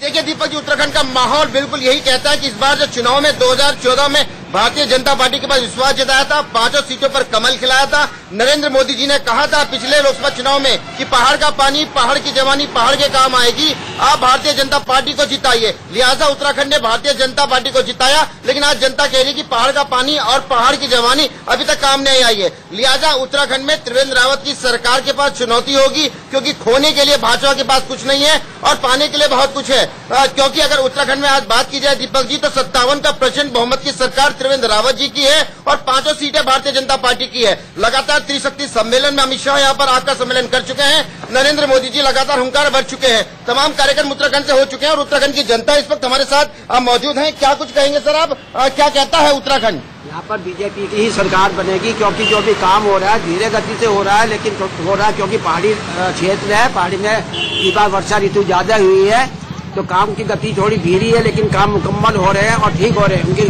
गुणवत्ता बहुत सही है। भाजपा से कितना संतुष्ट है आप? 100%, क्योंकि भाजपा ने जो भी काम किया वो भाजपा ने ही किया है और किसी पार्टी ने पहले नहीं किया। हाँ। तो देखिए दीपक जी, यहाँ पर तमाम वो जनता जो कह रही है जो भी काम किया भाजपा ने किया है, और ये तमाम जनता, आप कितना सहमत है भारतीय जनता पार्टी से अगर बात करें? रतन, एक बात बताइए मुझे, रतन वेलफेयर कमेटी के जी, रतन मुझे बताइए, पहाड़ का पानी और पहाड़ का जवानी 5 साल में इनका हुआ क्या? बिल्कुल दीपक जी, अगर पहाड़ जब पानी है, पहाड़ की जवानी की बात की जाए तो भारतीय जनता पार्टी ने अभी ना पानी यहाँ पर वो काम आया है रोक दिया था और ना यहाँ जवानी यहाँ के काम आ रही है। पहाड़ में लगातार पलायन बढ़ता जा रहा है। पहाड़ में स्वास्थ्य हालातों की बात की जाए तो लगातार वो खराब है। शिक्षा की गुणवत्ता की बात की जाए तो उसमें सुधार नहीं है और जनता यही कह रही कि ना पानी काम आ रहा है ना जवानी काम आ रही है। क्या कहेंगे आप? बिल्कुल बिल्कुल सही, हमारी जवानी भी हमारी गई और पानी भी गया और हमको बोले तुम पहाड़ चले जाओ। अपने आप 4-4 करोड़ के मकान बना दिए, 4-4 करोड़ मकान बना दिए माफिया से मिलके। हमको गरीब आदमी बोले बुजुर्ग आदमी पहाड़ में चले जाओ, कहाँ रहेंगे? न बिजली है, न पानी है, न सड़क है गांव में, और चिकित्सा व्यवस्था, शिक्षा व्यवस्था, स्कूल खड़े कर दिए। मास्टर ने दो बच्चे हैं, 4 मास्टर हैं और 50,000 तनख्वाह ले रहे हैं। अब अरे कौन से आप इंफ्रास्ट्रक्चर प्रमोट कीजिए, लोग जाएंगे, उनको मिलेगा, रोजगार मिलेगा, हम लोग भी जाएंगे। अब बताइए, अब हम 75 साल में बोला वहाँ चले जाओ, उल्टी खटिया में जाना पड़ता है अस्पताल, और अस्पताल में दवाई नहीं, बोला वहाँ चले जाओ, चंडीगढ़ चले जाओ, दिल्ली चले जाओ। तो ये सब नाटक है, कुछ भी नहीं काम हुआ, 1-0 काम नहीं हुआ। भाजपा को किस तरह से देखते हैं? बिल्कुल रतन, थोड़ी देर में हम आपके पास फिर लौटेंगे और एक बार फिर से जानेंगे कि उत्तराखंड की जनता कहती क्या है, लेकिन फिलहाल लेते हैं एक छोटा सा ब्रेक। काम हुआ, 1-0 काम नहीं हुआ। भाजपा को किस तरह से देखते हैं? बिल्कुल रतन, थोड़ी देर में हम आपके पास फिर लौटेंगे और एक बार फिर से जानेंगे कि उत्तराखंड की जनता कहती क्या है, लेकिन फिलहाल लेते हैं एक छोटा सा ब्रेक। प्रेस कॉन्फ्रेंस में शामिल होंगे और जो संकेत अभी तक मिले हैं उसके मुताबिक 2019 के लोकसभा चुनाव का शेड्यूल इसमें घोषित कर दिया जाएगा। इसके अलावा उड़ीसा, आंध्र प्रदेश, सिक्किम और अरुणाचल जैसे राज्य जिनकी विधानसभा की मियाद भी खत्म हो रही है, उनमें भी असेंबली चुनाव की घोषणा होगी। लेकिन जम्मू कश्मीर में चुनाव होंगे या नहीं होंगे, इस पर तस्वीर अभी साफ नहीं है। चुनाव की घोषणा होने के साथ ही आदर्श आचार संहिता लागू हो जाएगी और तमाम घोषणाओं पर रोक लग जाएगी। चुनाव आयोग पर कुछ राजनीतिक दलों ने ये कहकर हमला भी किया था कि बीजेपी की सरकार को और वक्त देने के लिए चुनाव आयोग चुनाव के शेड्यूल की घोषणा करने में देरी कर रहा है। अगर 2014 की बात करी जाए तो 5 मार्च को 2014 को चुनाव की घोषणा हो गई थी, लेकिन आज 10 मार्च है, यानी इस बार यानी 2019 में 5 दिन के बाद चुनाव की घोषणा की जा रही है। रविवार का दिन है और पिछली बार भी 5 तारीख को रविवार का ही दिन था जिस दिन चुनाव की घोषणा की गई थी। इसी पर बात करने के लिए हमारे साथ कई सारे खास मेहमान जुड़ गए हैं। हमारे साथ एसके दत्ता साहब हैं जो कि पॉलिटिकल एनालिस्ट हैं, हमारे साथ निगत अब्बास जी हैं जो कि बीजेपी की स्पोक्स पर्सन है, हमारे साथ नंदितेश नीरे जी हैं जो कि सीनियर जर्नलिस्ट हैं, हमारे साथ राजपाल कश्यप साहब हैं जो कि समाजवादी पार्टी के नेता हैं, और कांग्रेस की प्रवक्ता पल्लवी शर्मा से आप मिल ही चुके हैं। निगत, आपसे शुरू करूंगा, आपको क्या लगता है राष्ट्रवाद और राष्ट्रीय सुरक्षा का कॉकटेल आपको ये चुनाव की वैतरणी पार लगा देगा? देखिए, सिर्फ राष्ट्रवाद की बात ही नहीं, अगर आप देखें शुरू से तो कांग्रेस सरकार ने कितने घोटाले करे, वो एक एक चीज हमारे सामने 2014 में बुना लिया। आज अगर हम बात आपने 2014 में बुना लिया। आपको 2014 से आज तक की बात बताती हूँ। अगर हम बात करें एयर स्ट्राइक की, आतंकवादियों के खिलाफ हम डटकर खड़े हैं और हमने हमले करे हैं ऐसे कि उनको मुंह तोड़ जवाब दिया गया है। अगर हम बात करें जो यूपीए की सरकार में कभी नहीं हो पाया, जो ये 55 साल में नहीं कर पाए, किसानों को नीम कोटेड यूरिया हमारी सरकार ने दी है। एनडीए की सरकार में जन औषधियां 3600 से ज्यादा हैं। सौभाग्य योजना के तहत हमने इतने गांव में बिजली लाई है। 18,000 गांवों में ये बिजली नहीं ला पाए, 17,000 गांवों में आज बिजली गई है। 8 करोड़ एलपीजी कनेक्शंस हमने दिए हैं। एक एक चीज हम कर रहे हैं और आज भी कर रहे हैं और करते रहेंगे। इसीलिए ये जो यूपीए की सरकार है ना, ये जो महागठबंधन जिसे कह रहे हैं, महामिलावट जिसे कह रहे हैं, असल में क्या महागठबंधन तो बनाएंगे। देखिए, वो बना नहीं, बनने वाला था। और आज भी इस बात की कंफ्यूजन अभी तो कांग्रेस वाले क्लियर कर ही नहीं रहे ना कि ये लोग आपके साथ वो अलायंस कर रहे हैं या नहीं। पता है इनका ये हाल हो गया है, अलग अलग तो ये चोरी कर नहीं पा रहे। सोचते हैं मिलके कर ले, सोचते मिलके भी नहीं कर पाएंगे तो सोचते चलो अलग ही लड़ ले, अपनी बेइज्जत तो बची रहेगी। मैं तो कह रही हूँ, शीला दीक्षित जी जो कह रही है ना हम साथ नहीं लड़ेंगे, बहुत ही अच्छी, बहुत ही समझदार सोच रखी है। कम से कम उस बेइज्जती से तो बचेंगे जो इन्होंने पिछले कुछ सालों में जो लूट मचा रखी थी। ये आज क्यों चाहते हैं मोदी जी चले जाएं? मैं बताती हूँ। एक छोटा सा एग्जाम्पल मैं आपके चैनल के माध्यम से रखना चाहूंगी। यूपीए की सरकार में एक एलईडी बल्ब, बहुत छोटी सी चीज है, एलईडी बल्ब कितने रुपए का आता था? 300 से 350 रुपए तक का। आज कितना है? सिर्फ 50 रुपए का। जो बीच में इनके एजेंट्स बैठे थे ना चोरी करने के लिए, इनको ये बात खाई जा रही है, अरे वो चोरी रह गई, इन्होंने गरीबों को लूटा है, इन्होंने गरीबों का पैसा लूटा है, ये आज वो चोरी नहीं कर पा रहे। CWG स्कैम इतना बड़ा घोटाला था। आप सत्ता पक्ष में निगत, आप विपक्ष में नहीं है। आप क्यों 5 साल की यूपीए सरकार 5 साल पहले जा चुकी है? पल्लवी जवाब दीजिए। निगत थोड़ा कंफ्यूज हो गई। ये सत्ता पक्ष में कि विपक्ष में? देखिए इस टाइम जब चुनाव पास है, इन्हें अपनी कामयाबी दिलानी चाहिए, काबिलियत दिलानी चाहिए। 25 मिनट दूर है।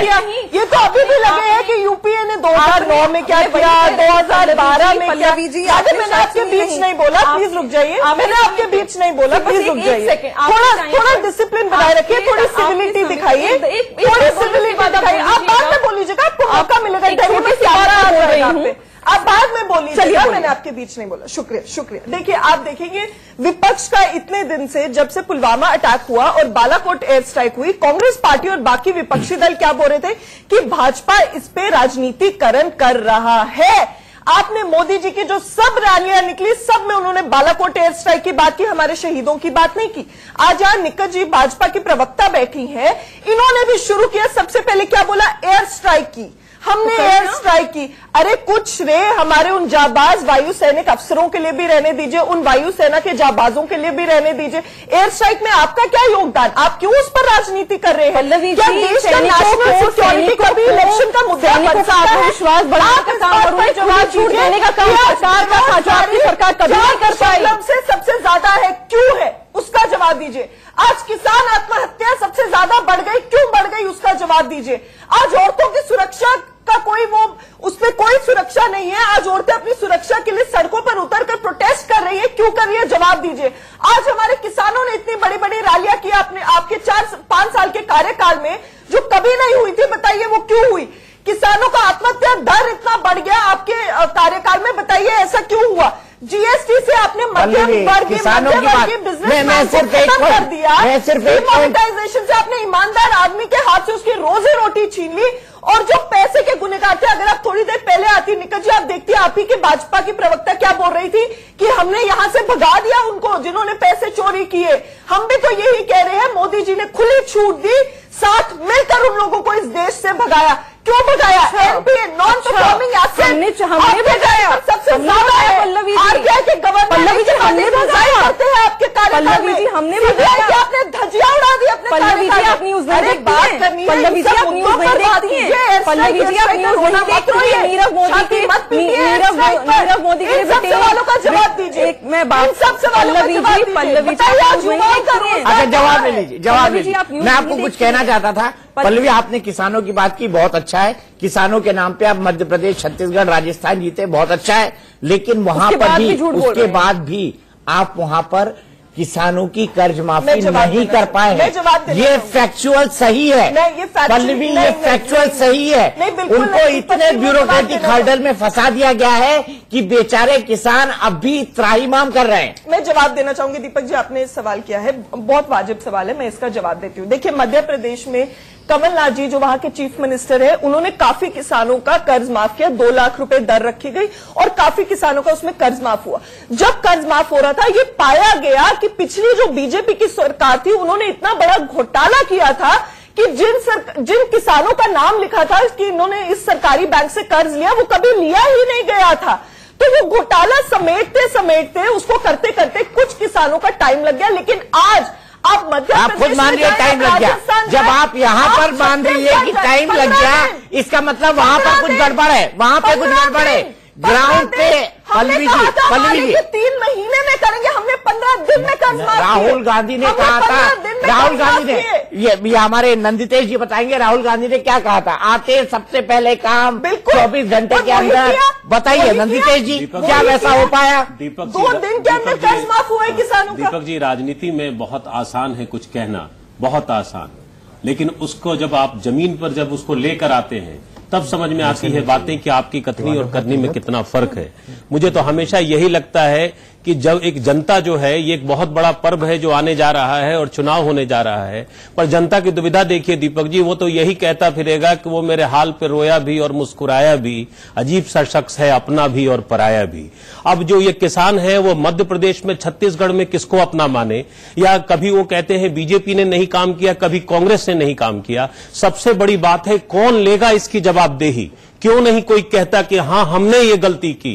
क्या दिक्कत है अपनी गलती मानने में जनता के पास? क्या हम कुछ खोते हैं इसके लिए? हम कुछ नहीं खोते हैं, पर दिक्कत यह है कि हमारे अंदर का एरोगेंस और हमारे अंदर की शक्ति के प्रति, जो हमारी सत्ता के प्रति जो हमारी निकटता है, उसने हमको इस कदर निष्ठुर बना दिया है कि जनता से हमारे यह कहने की हिम्मत नहीं है, एक मिनट, ये कहने की हिम्मत नहीं है कि हां भाई हमने ये काम नहीं किया, हमारी गलती है, तुम हमें सजा दो, लेकिन अगली बार आएंगे या इस बार ही हम इसको करेक्ट करके करेंगे। यह चुनाव संप्रेषण को लेकर, भाषा को लेकर बहुत निचले स्तर पे जाएगा, लेकिन मैं आपको यह भी बताऊं कि यह चुनाव एक भविष्य के बहुत बड़े बदलाव का संकेत ले। चलिए, हम किसानों की बात कर रहे थे, आप दूसरे ट्रैक पे चले गए, लेकिन मैं सीधे सरस्वती चंद्र के पास चलता हूं। और ये सहयोग है पल्लवी की, सरस्वती चंद्र भोपाल से हमारे साथ जुड़े हुए हैं, वो भोपाल की ग्राउंड रिपोर्ट हमको बता सकते हैं। सरस्वती, ये बताइए कि किसानों की कर्ज माफी की बात तो कमलनाथ सरकार ने की, लेकिन क्या ग्राउंड पर जाकर किसानों का कर्ज माफ हो पाया है? क्या इसकी फैक्चुअल स्टेटस अभी मध्य प्रदेश में क्या है? बिल्कुल दीपक जी, बताना चाहूंगा, राहुल गांधी ने घोषणा की थी कि 2 लाख रुपए कर्ज माफ हो जाएंगे किसानों की, और वो भी 24 घंटे के अंदर। हालांकि कमलनाथ ने कोशिश की कि 1 घंटे, जैसी सरकार बनी उनने पदभार लिया, उसके बाद 1 घंटे में उनने दस्तखत तो कर दिए, लेकिन अभी हाल ये है कि अभी तक किसानों का कर्ज माफी नहीं हो पाया है। और हाल ये है कि 2 लाख रुपए की बात की गई थी, कई के 1.5 लाख है, लेकिन उनको जो कर्ज माफी का जो रिसीट मिल रही है वो 10,000 रुपए, 12,000 रुपए, 2,000 रुपए मिल रही है। तो कहना कथनी और करनी में साफ अंतर नजर आ रहा है। पल्लवी, सुन लिया आपने, कथनी और करनी में साफ अंतर है, कथनी और करनी में साफ अंतर है। पल्लवी से इसका जवाब लेंगे, निखत से भी काउंटर लेंगे, दत्ता साहब की भी राय लेंगे, लेकिन इस ब्रेक के बाद